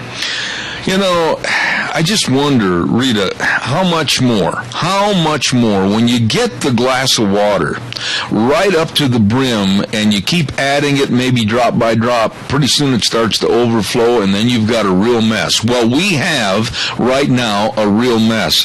But nobody on either side of the aisle seems to care. Those people back in Washington, I honestly would like to go back there with a bullwhip, and I'd like to start popping every one of them on the end of the nose. They need it. Boy, that's exactly the way that I feel, and because we feel that way, I can't help but believe that there aren't a big percent of Americans that feel that way. There's a lot of them that are kind of in la-la land, and the only thing that's important is the Super Bowl this week, and then next week it's whatever, and they're not paying attention to anything that's going on. But you know what? That's exactly what the representatives, the federal government, are all hoping, is that people won't notice what's going on. They won't do anything, and therefore they can do whatever they want as far as legislation and laws and stuff go, and there will be no resistance, and everything will be wonderful because they'll be the czar. Have we really reached that point, though? I think we have, but I'm not going to say that I'm optimistic, but have we really reached the point of no return, that anarchy and social flaws are going to be the song of the day? I mean, I'm sick of this, but I don't see anybody trying to change it for the better. Well, there just definitely aren't enough, and the only thing that's going to change it is when something really big, disastrous happens and people start to wake up, and then I think we are on a path of no return. I don't know how we solve it, but if people cannot get busy and just say, you know what, it's incumbent of me to do something, and I'm going to even just start locally and go up the chain, get a hold of your congressmen, get a hold of your senators. The legislators even need to be involved in some of this. This morning I spent, probably a good part of my morning sending off letters to our representatives and senators on the Education Committee, because there's something that has popped up with the Common Core that they're acting like they don't know anything about it, and they need to be nudged into position to make some changes. And that is the superintendent at Madison County has said that they're not going to give the SBAC test. They have a substitute that will qualify, and they're not going to do that anymore. And he's got his representative to submit a bill into the House to change it so that the districts can either do SBACs or do the other one. The SBACs cost twice as much money as the other one does, the money that they would save actually could go against or go towards, rather, salaries for teachers and stuff. And so, but this representative, I think his name is Nate Hill. Are you thinking Nate Hill or Brent Hill? Ron Nate.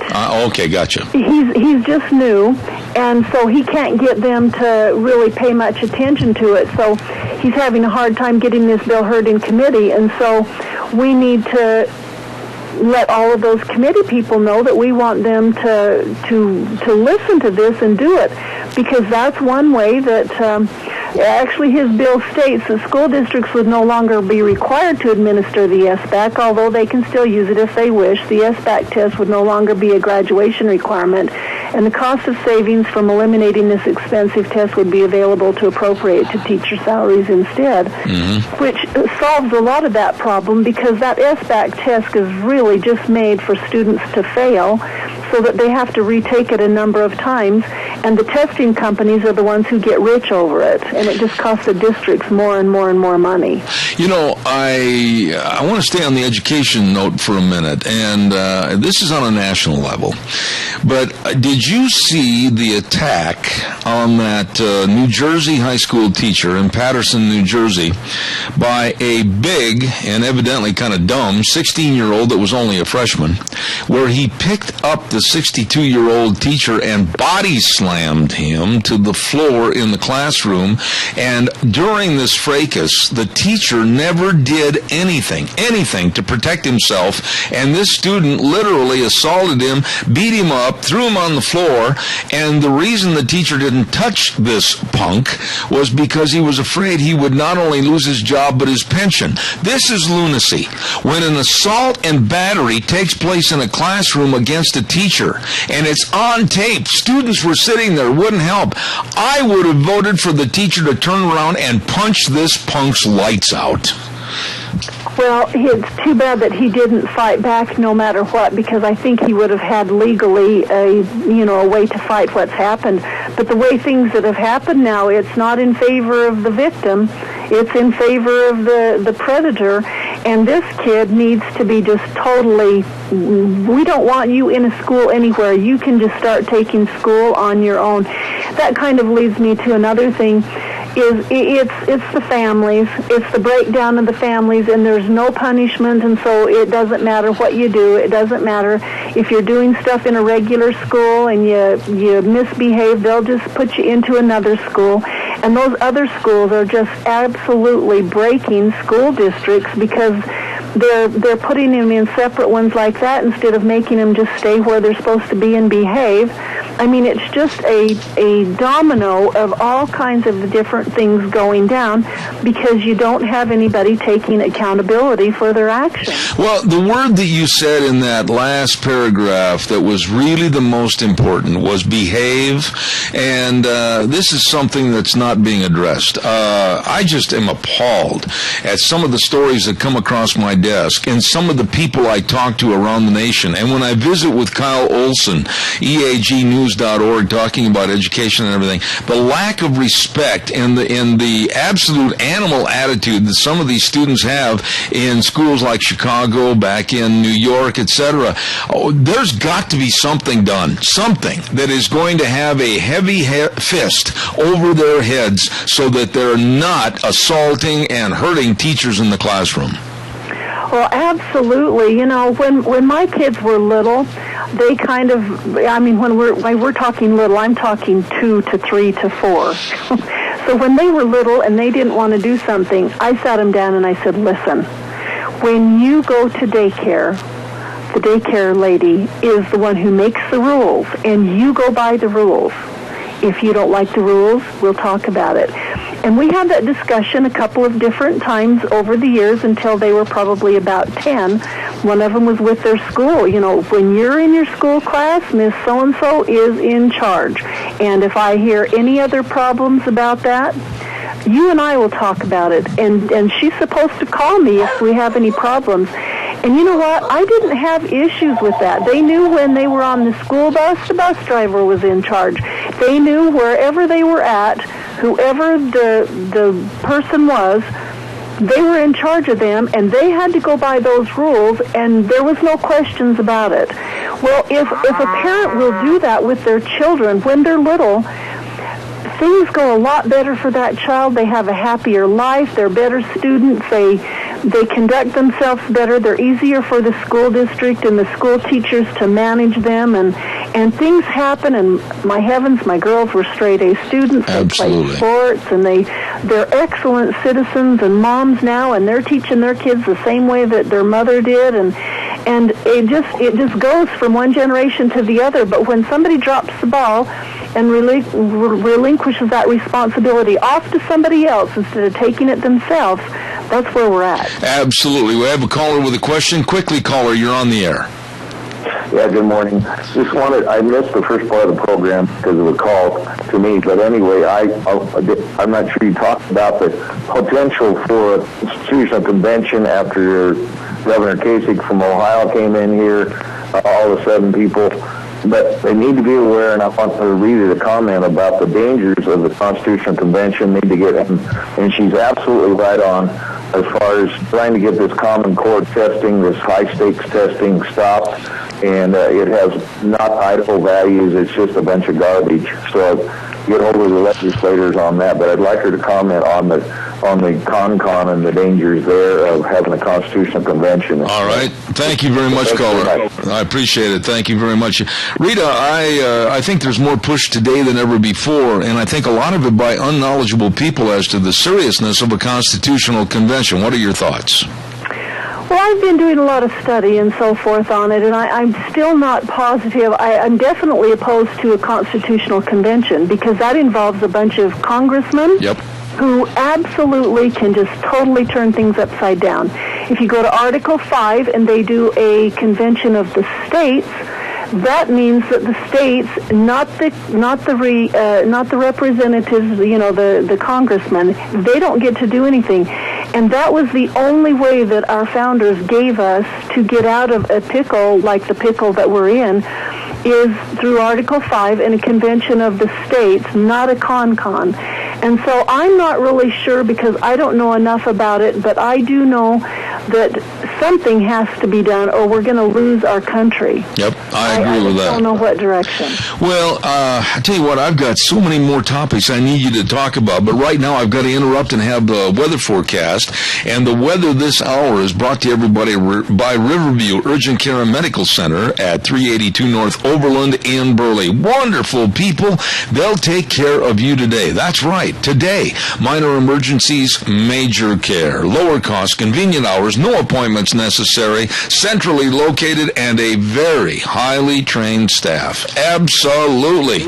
Riverview Urgent Care and Medical Center, 678-6996, 382 North Overland in Burley. And right now, here is Michael Rogers' weather.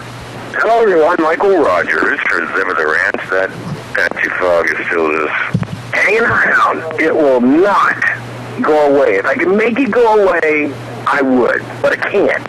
And if I did, then I wouldn't be doing weather on the radio anyway. So, here's your weather for today. That patchy fog should be skedaddling out of here about 11. And then otherwise, it'll be partly sunny with a high 44. 45 is a pretty good number. Tonight, more of the same. A little bit more clouds. 30 for the overnight low.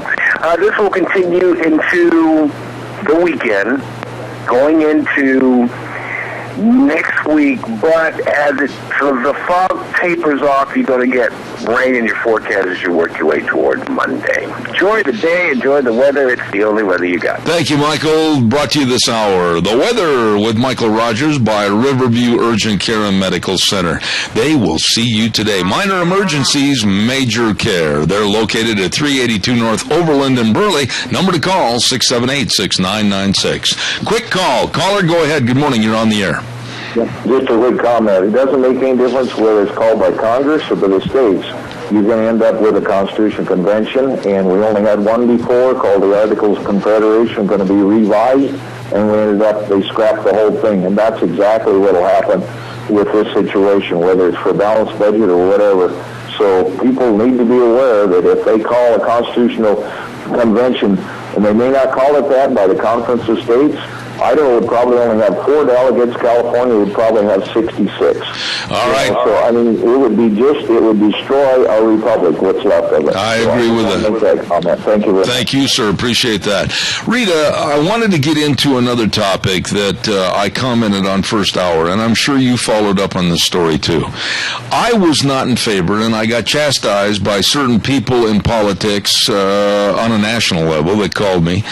I was not happy with the restoration of relationships with Cuba. I still think they're on the bottom of the food chain when it comes to human rights. I think that they've done some really bad things, Raul and Fidel Castro over in Cuba, and I think that their government needs to be punished, and I think that we've given them an open-door policy, lifted the sanctions, have given them basically a free ride.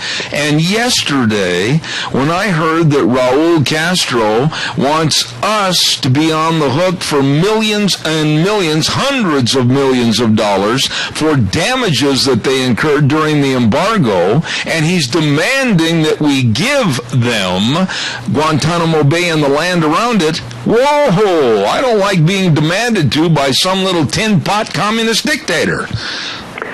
Well, that all comes down to our leadership. They know that with the person that we've got in leadership and our Senate and Congress, that they can act like a victim, and all of a sudden we're going to have to give them some kind of compensation, kind of like we're still trying to give compensation to the slave thing. Yeah. And so it's like, well, we won't get it if we don't ask for it and demand it, and if we demand it, they might think, well, that's the only way we can get out of it, so that they'll just do it and give it to them, and then they'll have an air base and everything right there that's already been upkept and everything.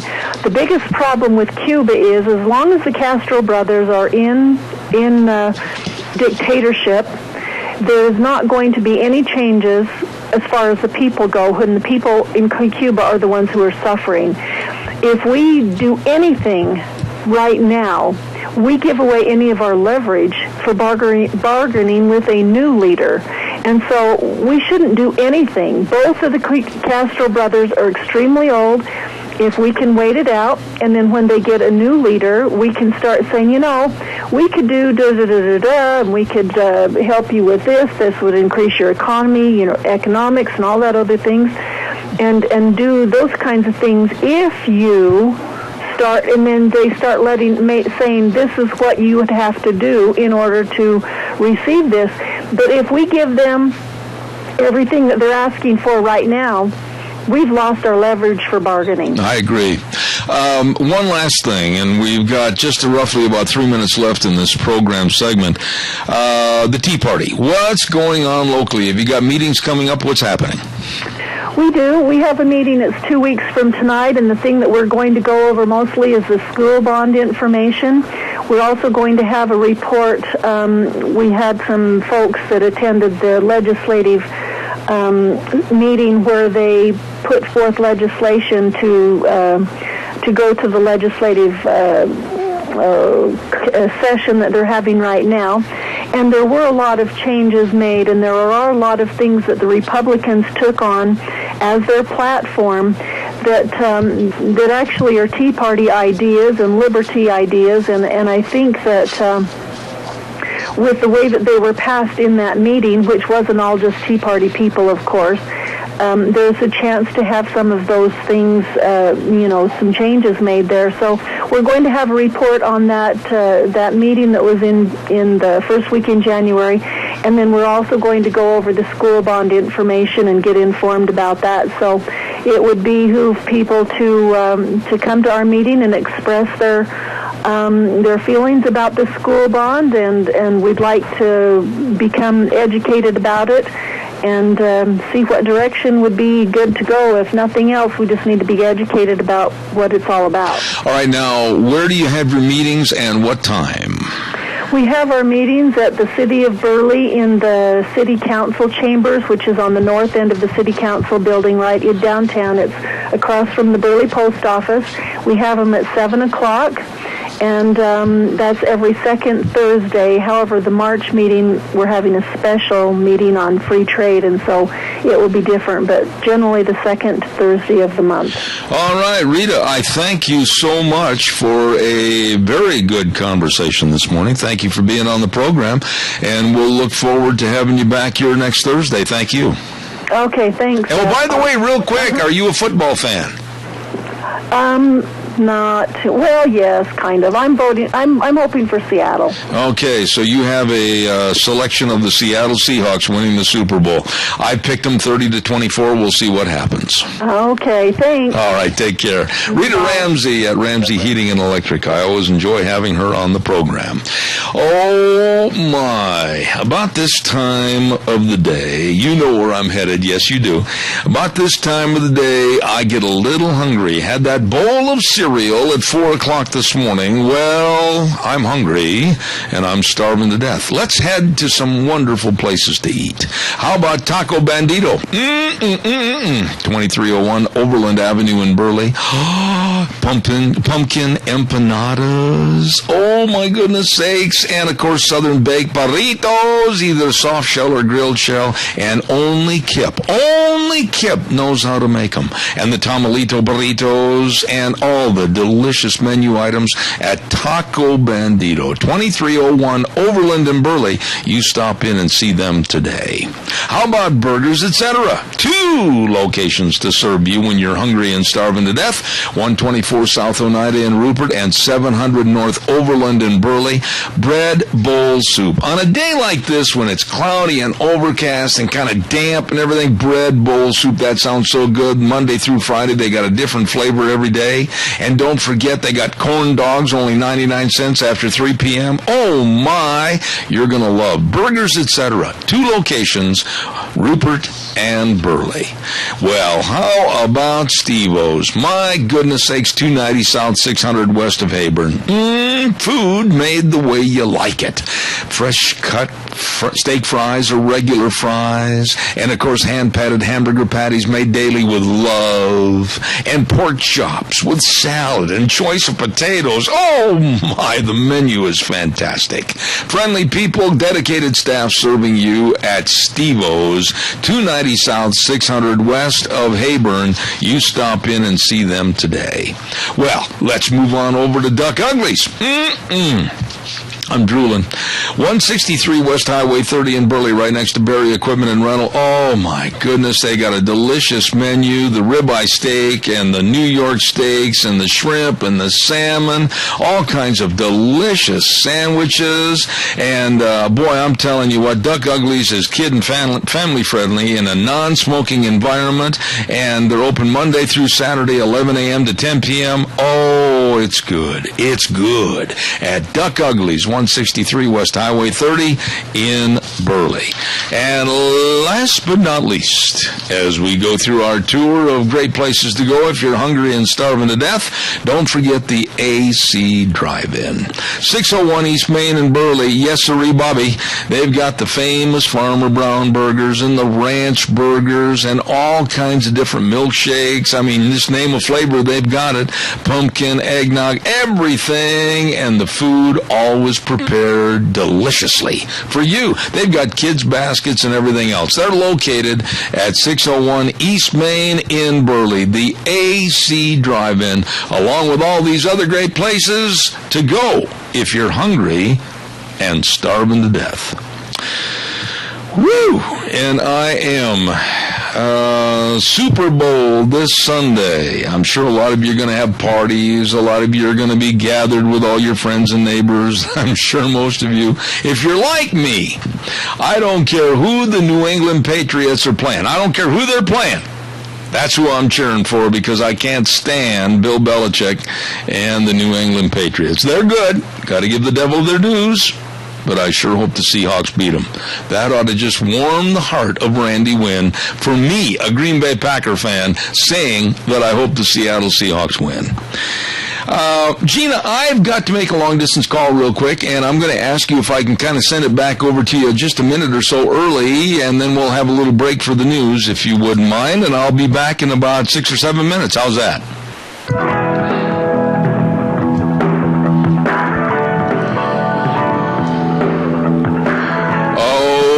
we go. Last hour. Good morning, everybody. I'm Zeb Bell. Zeb at the Ranch with our major sponsor, your Magic Valley, Les Schwab Tire Centers. Thank you so much, all 7 locations. And, of course, some of our great advertisers, including Ramsey Heating and Electric at 2600 Overland Avenue in Burley. Hey, Gina, are you having a Super Bowl party? Are you going to make all kinds of snacks and all kinds of goodies and everything? I am. Are you? Oh, yes. How many people are coming to your party? Just James and I and Sean and Kennedy. Now, what is your... I've got some of my favorite finger foods, and real quick, what are you going to make for finger foods at the party that would absolutely make me want to break the door down? I'm going to do pigs in a blanket. I like to do the little cheesy ones, and then you wrap them up in a crescent roll. So I'm going to do pigs in a blanket. I'm going to do my hot wings. I make the special hot wing sauce. Oh. And so I always do hot wings. And then, vegetables, the vegetable tray, the cheese tray. Consider your door knocked down. Hey, come on down. You're more than welcome. And I'm one of these dippers. I love to dip. I love different flavored dip. I love all kinds of things to dip in it. I'll even dip broccoli, and I can't stand broccoli. Onions, I love that creamy onion dip. Yeah. I like that cheesy bean dip, the 7-layer bean dip. I love dip. Deanne is making, I wish she could hear me and come in the other room. Deanne, what are the names of those little rolls that you're making? You got to hear this recipe she's got for these rolls. I'm going to say it roughly. She takes rolls, good old big doughy rolls, and cuts them up into quarters. Mm-hmm. And then they're sautéed in a cheese sauce with bacon. Stop the bus, guys. Oh, it's good. Oh, it's good. And there's a caller. Somebody else has got something going on for Super Bowl. I think that's Cassia County School. Oh, okay. Well, I'll tell you what I'll do. I'm going to do a commercial, and we'll get right to the Cassia County School in just a minute. Got it. Don't forget the Chadwick Sports Grill. Here we're talking about food, and in they come. You better believe it. And today they've got a special of beef stroganoff over egg noodles. Oh, wow! Does that sound good? With garlic toast and super salad. Ever since I was a little boy, I just love beef stroganoff. And the menu items are always great. Specials are fantastic at the Chadwick Sports Grill, 139 West Main in Burley. You stop into the Chadwick today. Oh, man, that sounds good. And by the way, too, I want to remind you that hopefully this next week, and I mean this isn't just a commercial. This is the fact truth. I'm hoping to get started back over to Burley Physical Therapy and Rehabilitation with Nick and the whole crew with my leg and get things exercised. I'm telling you, I'm sick and tired of laying around. 1263 Bennett Avenue, Suite 2 in Burley. They're right behind Dr. Crane's office across the street from the Family Health Services. Here's the number for you to call and schedule an appointment. 678-1191. 678-1191. They've got all the great physical therapists there. This staff knows what they're doing, let me tell you. And all the sports medicine and the exercises, and they got the hydrotherapy pool. Oh, man, that is great. So please, they're helping you get back to being you. Burley Physical Therapy and Rehabilitation. Number to call, 678-1191. Really good folks. Well, I tell you what, I've been looking forward to today to have this lovely lady on my program, and we're going to have Cassia County School Days in just a moment, and I'll introduce her momentarily. But first and foremost, I want to say thank you very much to our sponsors of Cassia County School Days, and they are A Child's World at 1308 Overland Avenue in Burley. And if you're planning a baby shower, don't forget, remember A Child's World in downtown Burley. They've got a baby registry with discount enclosure cards, and if you wear scrubs, they've got all the Cherokee and Dickey scrubs. You stop in to A Child's World, 1308 Overland in Burley. And then, of course, Ambulatory Surgery Center, and they're located at 1344 Highland Avenue in Burley. Number to call, 677-8888. And Dr. Michael Coughlin, a foot surgeon well-established in the Northwest, will begin seeing patients at the Ambulatory Surgery Center on February 6th. And if you've got foot problems, He can help you. So please remember that at Ambulatory Surgery Center, 1344 Highland. Right now, let's go to the phone lines. And I've had this lady on before, and I'm looking forward to the conversation this morning. And that's, of course, the district school nurse for Cassia County. And good morning, Kyle Hodges. How are you? Good morning. I'm good. Thank you. You know, Kyle, I really enjoy having you on the air because you're a straight shooter and you're going to tell it like it is. And let me preface my thoughts and remarks, and I want you to come in and expand on it. I am a very vocal, I'm not going to change, I'm going to be very adamant that vaccination programs have to be followed. And I am absolutely sickened and outraged about what happened in California at Disneyland with that measles outbreak, because to me, and tell me I'm wrong, I don't care, to me, this is just social injustice by people not vaccinating their children and putting other people at risk. Okay, your turn.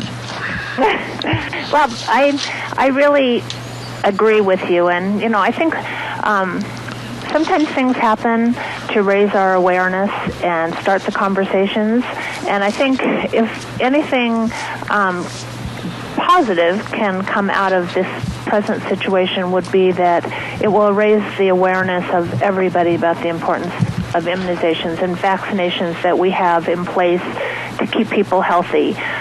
This is a situation that I think probably a lot of people that have been hesitant to provide immunizations to their children now have to reconsider that decision, because obviously in this situation, this has exposed a lot of people that were not current or up to date on their immunizations, or those that were too young to receive those immunizations. So this is a prime example of how a disease that we previously thought was eradicated now has come back with a resurgence. So this is an interesting thing to be able to kind of see it travel, and particularly starting in a place that we view as a fun, wonderful, positive place to visit, and I think it's going to be interesting to see, because this is going to travel to several states, and because of the fact we have air travel, people go on vacations and travel a distance, we still are not out of that 21-day window where people still could be being diagnosed, and so it really is a prime example of people that have been hesitant or reluctant to maintain vaccinations for their children. So.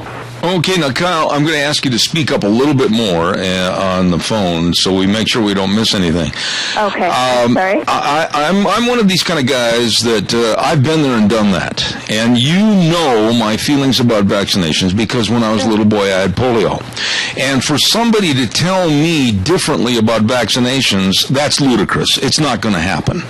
But I think we're not tough enough. I think, and I'm not saying here, I'm not naming a specific place, I'm just saying in general across the United States, I don't think we're tough enough with lax state laws that are letting people suffer tragic consequences. Right. Well, in our state, we're required to immunize our children to attend school. But we do have the exemptions that parents are allowed to sign. Those exemptions are for medical reasons, particularly children that are at risk of getting vaccinations, maybe because of a compromised immune system or something like that. And religious exemptions have been around for forever. The philosophical exemption that parents are allowed to sign is really much broader. And I think the hesitance of parents because of the fact of thinking that they will have direct associations with autism has really been rebuked, and it's not a valid concern. But I think now parents that had been previously hesitant, hopefully this will make a difference. But with that being said, we have privacy of information. So parents really that sign these exemptions, we don't have that information available to other parents that are attending in a classroom. So, for me, if I had that medically compromised child in a classroom, I then would not know who they were sitting next to in the classroom that had filed those philosophical exemptions. And, we certainly have families that travel back and forth to Disneyland, so the possibility always exists that we could have children that would be exposed to these other diseases. So, I definitely share your concern, because this is a concern for me as well. We thought measles was a thing of the past. We thought polio was a thing of the past. We all had these thoughts that, well, it's over and done with. And then I hear remarks on this radio program, well, we don't need to vaccinate anymore because those diseases are gone. And I look at these people like somebody hit them over the head with a baseball bat. The reason those diseases are gone is because of a very strong vaccination program that has to be updated and maintained every year, and I just absolutely do not want to see more people suffer. As a matter of fact, this is the way I feel, and this was a sentence out of a USA Today newspaper story this past week. People with unfounded fears about vaccinations do not have the right to put others at risk, and that's the way I feel. Well, it's a serious concern, and when in our state we did have the 2 cases of mumps earlier this year in the University of Idaho population. So, these are vaccines that provide coverage for many, many different diseases, and I just don't think, the majority of the population doesn't know what polio looks like. They don't remember. Many of our adults have already had measles as children, but probably we're so young that we don't, I certainly don't remember having measles as a child when I know I did. But, the exposure wanes of our immunity over time. And so really, we've only given that second dose of MMR since 1989. And so there's still many kids that have only had 1 dose, and the likelihood is that they could potentially be exposed and contract measles or mumps. And so I think it's important for people to always check their immunization status. We always need to update our tetanus and our whooping cough, and this is another example of, I think adults need to be mindful of what are the current changes in the guidelines and the recommendations from the health departments that track these diseases, and we need to rely on their resources to be good advocates to keep us healthy. All right, now, I did some research on this. I don't want you to think you're just talking to some guy that stepped out of the cornfield. 1 in every 20 children with measles gets pneumonia. About 1 in 1,000 will develop encephalitis, which can leave a child deaf or mentally impaired, and 1 or 2 of every 1,000 will die. This is nothing to just sneer at. Right. And to add to that, I think many physicians have never seen measles. We have, this has been a disease that's been eradicated, so, coming into our local provider's office with a fever or a runny nose, those might be the very first symptoms, but they might not realize that that child really does have the early symptoms of measles, and then as that rash appears. So it really is, the symptoms that you're reporting are extreme, and for that infant who's not had his measles, mumps, or rubella shot, that can be devastating for that individual. So, as the grandmother of a baby that's too young to get that MMR, it really is a serious concern. It's a concern when we take our children out to the grocery store or to places where large populations are, or on airfare.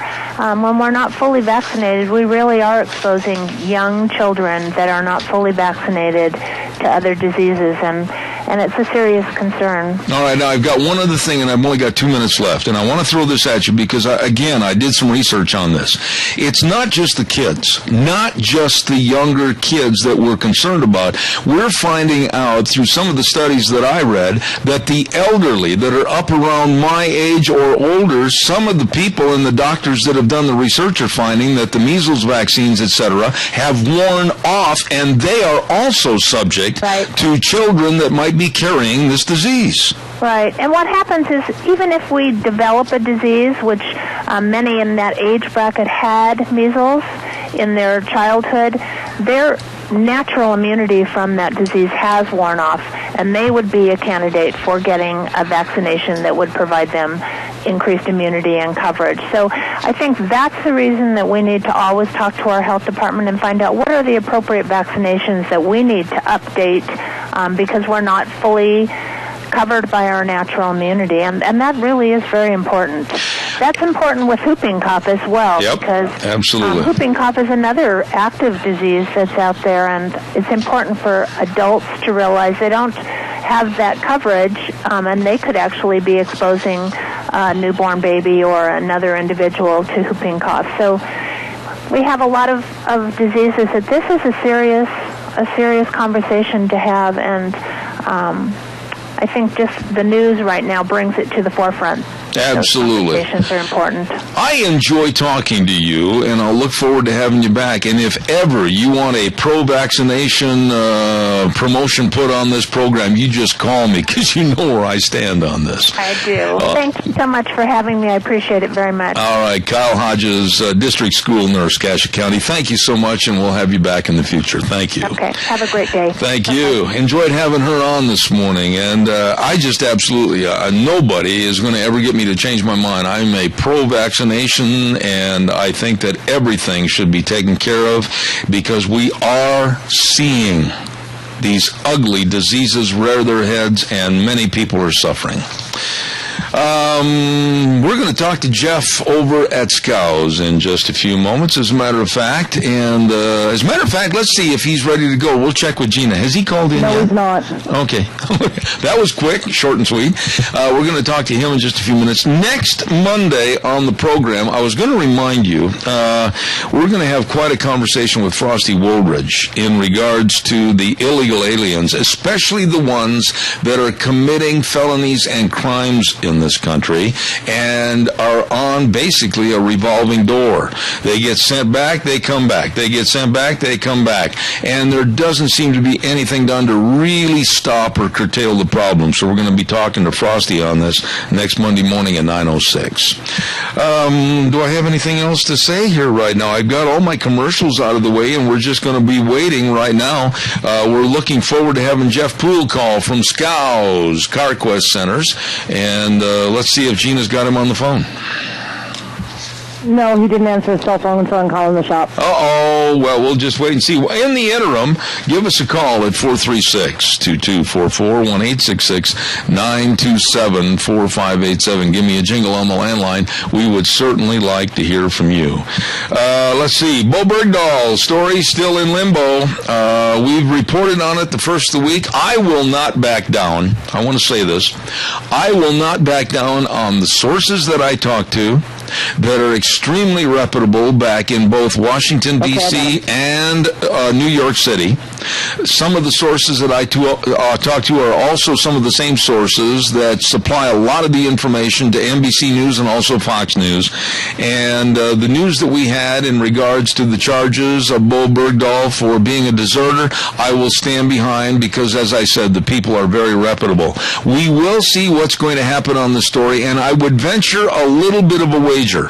If anything comes out this week at all, it will be late tomorrow on a Friday afternoon, so that the general public basically lets it shine on by. Good morning to a dear friend of ours, and this man knows all about automobiles. He knows all about everything to do with automobiles, and that is Jeff Poole over at Scows CarQuest Center. And Jeff, good morning. What's going on? Good morning, Zeb. How are you today? Hey, man, I haven't seen you since you were cutting up a steak. Exactly. That was a great dinner. Okay.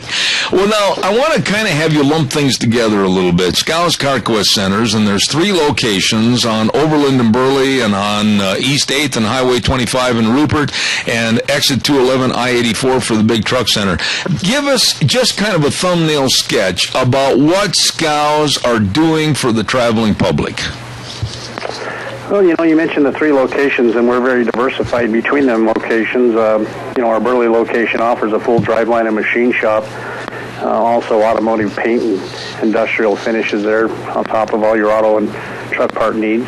Our Hayburn location is more of our truck sales and equipment side, also specializing over there in heavy-duty suspension, leaf springs, custom-made U-bolts, kind of diversified more towards the heavy market. And then over here in Rupert, of course, we've got a repair facility here and radiator shop, automotive and truck and tractor parts. So pretty much all locations, good variety to cover the market, I guess. All right. Now, Jeff, one of the things I want you to explain this morning is about the Fleet Filter Survey. Why should they be interested in that filter survey?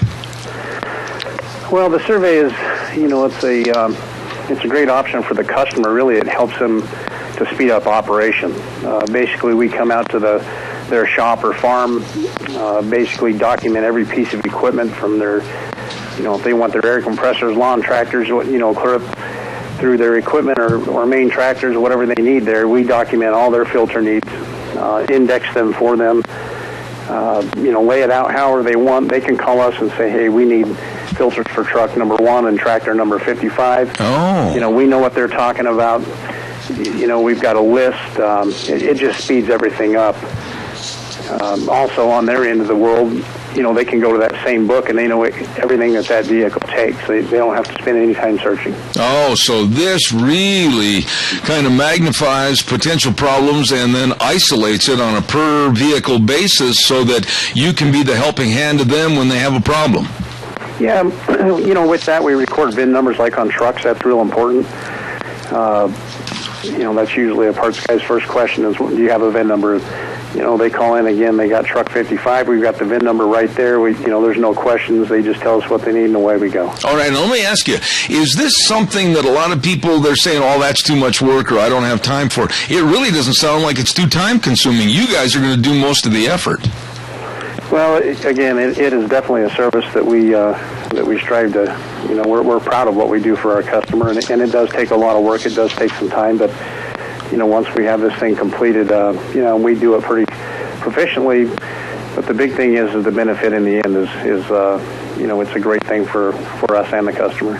Every detail matters. That's kind of the bywords for Skow's CarQuest centers. What do you mean by that? Every detail matters. Well, maybe that's a lot of what I just said, doing a survey. We want to be as detailed as possible and, cover as much ground as we can with the customer and be precise in what we do. The details are what matters in our business, and, we like to be efficient. Okay. And whether it's automotive replacement products, accessories, supplies, their antifreeze, everything, you've got it right at the tip of your fingers and can serve your customers, right? Yes, sir. You know what, the surveys, Zeb, I'd also like to mention that CarQuest has teamed up with Baldwin Filters. We've been a long-time Wix supplier. Very proud of them filters, a great filter, but we've recently made the change to Baldwin, and we're excited about that.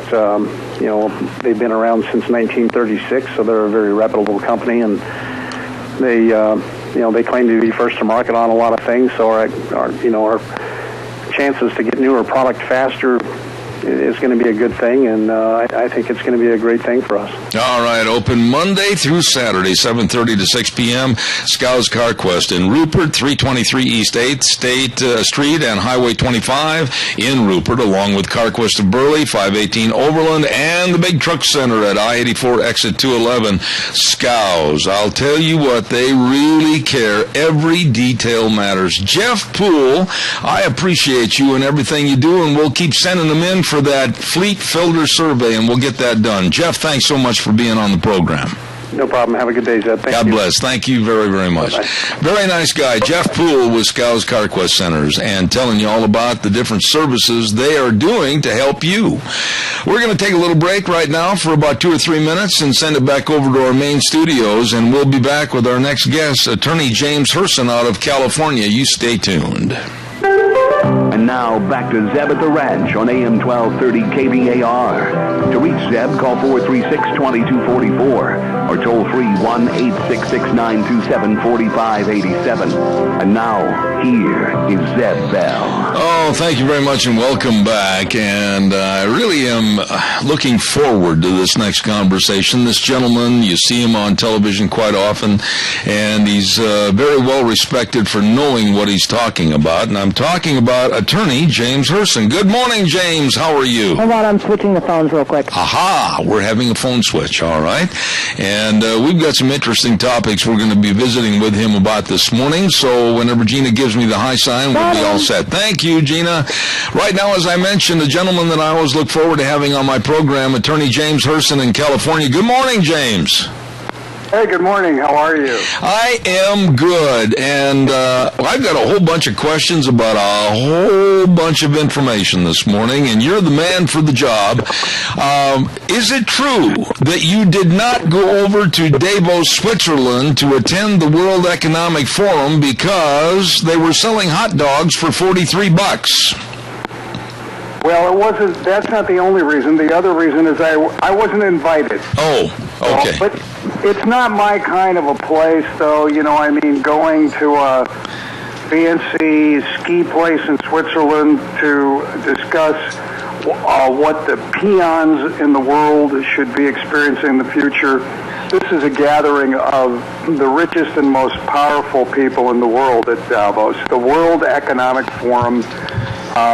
And it's not secret, so we get to know what it's about.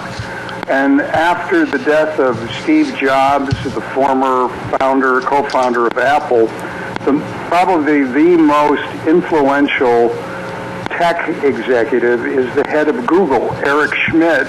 And he made headlines around the world because he was asked at Davos what the future of the World Wide Web would be. And he said, well, I'll answer very simply, the Internet will disappear, which made headlines all over the world. Mm-hmm. What do you mean? He's the head of Google. He's saying the Internet will go away. But what he was referring to is that the Internet will be so much a part of our lives, what we wear, what we use in our homes, on the street, in all buildings we go into. In other words, instead of logging on to the Internet will be logging on to us. And this is referred to by tech writers as the Internet of Things. The idea that appliances and systems and devices are all interconnected through the use of the Internet, through the use of the cloud, and that we're surrounded by it. And here's the part that is troubling. We already know that in our present old-fashioned use of the Internet, that data is taken from us surreptitiously without our permission. And can you imagine with new technology how much data will be taken without our permission? And that brings up two things, security and privacy. I'm sitting here listening to this, and I read the cheat sheets that were sent to me on this subject, and I got all the way down on the second page where I was reading about a mosquito that's a robot, and they can land on somebody for purposes of obtaining their DNA samples. This is absolutely Orwellian to the 10th degree.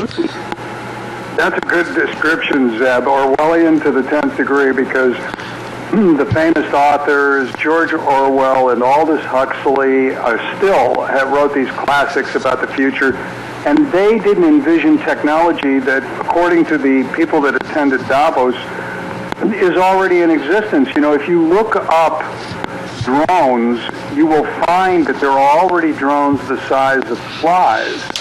Well, Margot Seltzer, this Harvard computer science professor, talks about, she called them mosquito-sized robots. They're essentially drones flying through the air, and we know that a mosquito, we've gotten mosquito bites and we don't know it at the time, but this, for the purposes of obtaining DNA samples, they would just have to do a skin scraping, and a little tiny mosquito-sized drone or robot could do that skin scraping without our knowledge, get DNA information. Now, the DNA information would then be used for a data profile of us. Another researcher at Harvard said that we're at the dawn of the age of genetic McCarthyism, using the specter of Joe McCarthy and the search for communists. Well, the fact is that DNA samples obviously could be used to price health insurance. We've seen how that works out. Right. To determine suitability for jobs, both in the government and private sector, and even more darker, evil uses that some of which I can't even speak about on the air. But the fact is, both of these people, there was a group from Harvard that spoke after Eric Schmidt did, and one of the things that this Professor Seltzer said, based on technology that's already here, privacy, as we knew it in the past, she used the word, is no longer feasible, and how we conventionally think of privacy is dead. And the problem is, of course, privacy undergirds fundamental rights in the American tradition and fabric. Just we think about the idea of private property. We think about the idea of anonymous speech. We think about religious freedom and the ability to have our private religious prayer and meditation. And all of this is jeopardized by technology and irresponsible government. Mm-hmm. Now, James, let me ask you this. I've got another question, but I've also got a caller waiting. I'll take the call first and foremost, and then I'll ask my follow-up. Go ahead, caller, real fast, please. Yeah, this is real question. Real quick. I know during the Second World War they had a plan to get these bats in the plane and keep them cold, and then kick them out of the plane. And as they flew into Tokyo, they would hide in places and pull this incinerator loose and start fires all over the city. These mosquitoes, they could be used for bio-warfare. That's scary. All right, I'll have James relate to that. James, what about this situation with bioterrorism and warfare? I mean, there's always an insidious side to everything to make it worse than what it actually is. What are your thoughts on this? Well, it brings up the specter, of drones, and drones being used. This is one of the concerns intelligence already has, is the idea that we've had some drones, both American drones and drones that were made by Europeans, that have been confiscated, and they're attempting to reverse engineer them. And when I say they, terrorist organizations and irresponsible regimes certainly are already trying to develop drones. People that would commit terrorist acts and blow themselves up would easily put biological weapons on drones, or a whole host of horrible weapons that we could imagine, dirty bombs and things like that, on drones, and so small that it's difficult to detect by radar and difficult to defend with a Patriot shield or something like that. So that is, and technology is always, the head of Fujitsu talked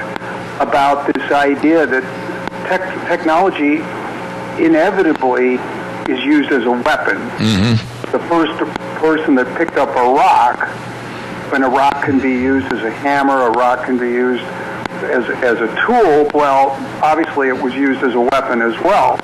And so any of these technologies certainly can be used as a weapon. We already know we're engaged in cyber war, for example. Right. So these are, there are concerns, and as grim and terrifying as they may be, we have to talk about them, and we have to become more aware of it for the future of Western civilization.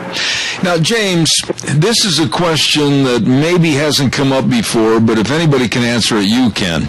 What about the thoughts in this country, the thoughts and fears from the millennials, the younger generation? Do they care, or do they even think about this total destruction of privacy? Well, they have a different perspective simply because they've grown up with things that they take for granted, at least the idea of a smartphone and a small laptop and a tablet, and using it in school, using it and constantly interconnected with each other.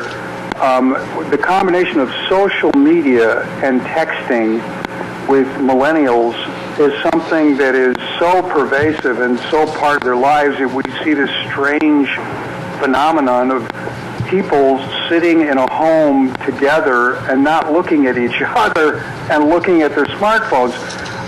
But they understand. I think we're hardwired to understand that there are certain things that ought to be private, and that we ought to have the right to have them private. Mm-hmm. I always hear this response to privacy, well, I've got nothing to hide. Even millennials will say that.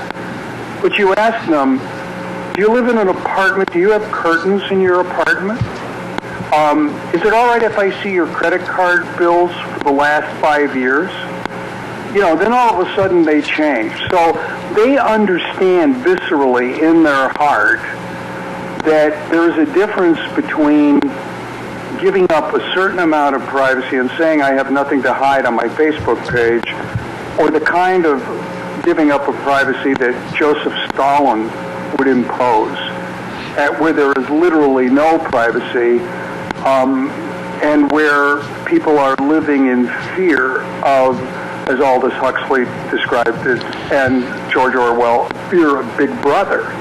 And we know, and matter of fact, at Davos they said we are now living in a surveillance state right now, but the technology that is on the horizon gives the ability of a much more pervasive surveillance state where all of us live inside an experimental jar in a laboratory. You say that, and I'm sure there's a portion of my audience that goes, oh, come on, it can't be that bad. But when I read these stories and I understand, like these mosquitoes and other items that are being perfected, there's really nowhere to go, and there's really nowhere to hide, is there? Well, it's getting to be that way. There are people, you look on the internet and you hear about people who go, quote, off the grid, close quote. There's even some comedy shows and advertising that refers to that, but I think even they are going to find it difficult with this new technology, but there's only two ways we can fight it in the future, and one is quite difficult, and that is to have technology companies put in their own limitations, and in some cases responsible companies will do that, and the other is to develop a greater consensus about the importance of privacy rights and why it is that totalitarian regimes abolish them, and why this idea of saying, well, I've got nothing to hide is a pat answer that really doesn't think deeply about, for example, their health information, their financial information, and their DNA information getting into the wrong hands. Mm-hmm. I would be amiss if I didn't ask you just a couple of quick questions in the time remaining regarding the movie American Sniper, the feelings in Hollywood, possibly the animosity against this movie. It is a box office landslide, to use the words that were on one of your papers. What's happening in Hollywood right now regarding Clint Eastwood and this movie? Well, it's not confined to Hollywood, but a lot of it is in Hollywood. It's what's happening with the left. And the left, for some reason, and I understand, I know what the reason is, has looked at this movie and reacted with an irrational, visceral insanity. I'll give you an example.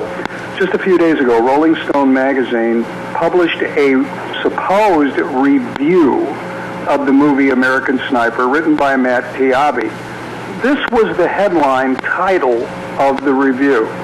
It said, American Sniper is too dumb to critique. Oh, my. Now, this guy, Matt Taibbi, from time to time reviews movies. He's never said that Geely was too dumb to critique, or Catwoman is too dumb to critique, or a whole host of really rotten movies. But American Sniper, which happens to be, by the way, incredibly good in cinema, that's too dumb. And what it is that Howard Dean attacked the movie and said it was like for angry people, Tea Party people. Mm-hmm. Then he admitted the next day that he never had seen the movie. And I think most of the people, Michael Moore, Seth Rogen, all these people that have made very ignorant statements, haven't seen the movie because Clint Eastwood has made a movie. It's his best work, Bradley Cooper's best work. It deserves all 6 Oscar nominations, and Clint deserved a Best Director. He is an absolute genius when it comes to his instinctive approach to cinema. You can never go wrong going to a Clint Eastwood movie. Well, he hasn't made a pro-war movie. And if you go see it, what it shows is the grim consequences of war. It shows the great sacrifice the people in the military make. And if there are people who had seen the movie on the left that don't like it, well, they react. They don't like to show respect to guys like Chris Kyle, to the military in general, who should be not only respected, but they should be thanked over and over again. And so that's the real issue. And Hollywood lives in a bubble. I've said this many times on your show. They only talk to each other. So this has become, it's forbidden in Hollywood to say nice things about American Sniper, and of course Clint Eastwood, who did his routine to the empty chair at the GOP convention and has not been forgiven yet. What's going to happen, though, to the credibility, and I'm not sure how to phrase this, I'm sure you can clean up my verbiage, but what's going to happen to the credibility of the Academy Awards and Hollywood in general if they snub this film at the Academy Awards after it's been a landslide success to the general American public? Well, in my view, it's just going to reinforce a tarnish that has been on the Academy Awards, and it's been there in the modern era. And over again, this idea that what people like cannot be a good movie. Now, every once in a while, they go into one, like a couple of years ago, the movie The King's Speech was a movie that was a fantastic movie that also won Best Picture and had good box office. But if it weren't for American Sniper, virtually all of they have 7 other Best Picture nominees. If you add up their box office combined, it doesn't come up to American Sniper, and it didn't get CinemaScore as a company that asks people, what do you think of this movie on the debut? And American Sniper got an A+, which is very unusual. None of those films got an A+. And the fact is, the people that vote, there's 6,000 people that vote in the Academy. They're led by the nose, by the jaded, twisted film critic community that always loves movies that explore dark, dismal things that are experimental. And the 2 biggest critically acclaimed movies, which I highly recommend you do not see, are Birdman and Boyhood. And primarily, they like Birdman because it's got a lot of in-jokes. It's filled with profanity, and it was shot mostly in one day. They like Boyhood because it has all this liberal messaging shoehorned into it, and it was shot over 12 years. Oh, my. So these both are like novelty movies. They'll be totally forgotten about after this year, but one of them will win Best Picture. I always appreciate having you on the air because you're a straight shooter. James Herson from California, attorney and just an excellent spokesman for the industry. Thank you so much for being on the program. God bless, and I'll be in touch. All right, thank you, Zeb. Have a wonderful day. All right, sir. Thank you.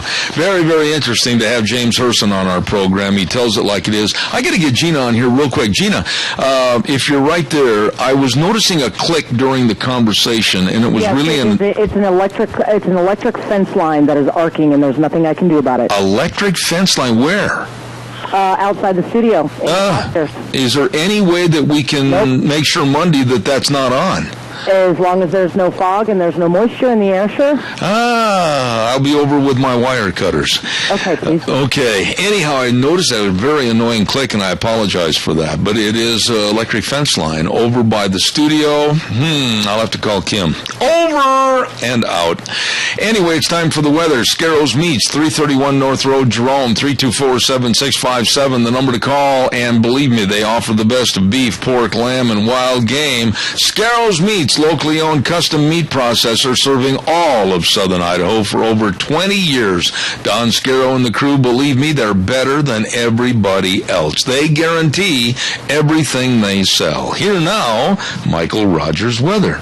Hello, everyone. Michael Rogers for Zim of the Ranch. That patchy fog is still just hanging around. It will not go away. If I could make it go away, I would, but I can't. And if I did, then I wouldn't be doing weather on the radio anyway. So, here's your weather for today. That patchy fog should be skedaddling out of here about 11. And then otherwise it'll be partly sunny with a high 44. 45 is a pretty good number. Tonight, more of the same. A little bit more clouds, 30 for the overnight low.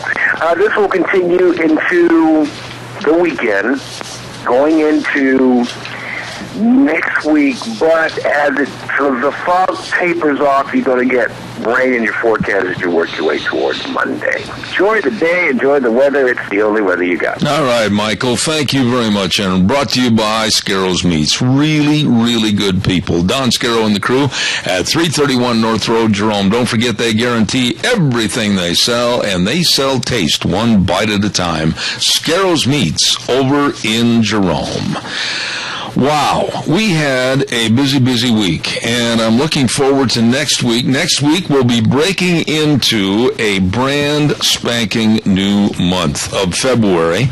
And I want to mention to you, we're going to be doing something a little special starting up in February. We're going to be giving away, thanks to Sophie's Chatterbox, we're going to be giving away a half dozen cinnamon rolls. We're going to try to do it a couple of times during the course of the work week, and if you'll answer a question, all you have to do is just go into Sophie's and pick them up if you answer correctly. Next week, of course, on Monday morning, the second day of February, we're going to have on the first hour an open forum. Then Frosty Woolridge comes on at 9:06, followed by the Alliance Defending Freedom at 9:30. And then, this is why I'm going down the schedule, at 10:06 on Monday. We want to be sure and have you tune in, because Martin Moyer, and I know Tony in Twin Falls is listening. He remembers that name. He wrote the book Twilight in America, and he wrote all about the terror cells and all the terror training camps that are right here in America. And I'm going to have him back for an update, and he also is going to tell us about a new video that they helped produce. So that's going to be at 10:06 on Monday morning. And then, of course, on Monday at 10:30, we're looking forward to the legislative update, and I believe that Representative Fred Wood will be with us on Monday at 10:30. So that's what's cooking for this next week, and we certainly want to say how much we appreciate everybody tuning in. I've got to run to an appointment, and I'm going to ask the lovely Gina Jameson. I'm taking off a whole minute early. I want to remind everybody, tune in at 8:06 next Monday right here on KBAR 1230, and then streaming live on the net. By the way, that's very important. If you want to listen and you're out of the area, zebbell.com, and look for all the buttons to push and everything, and listen to us on the internet service, zebbell.com. So we'll be back at 8:06 next Monday. The way things were are the way things ought to be. Thanks for listening. We'll see you then.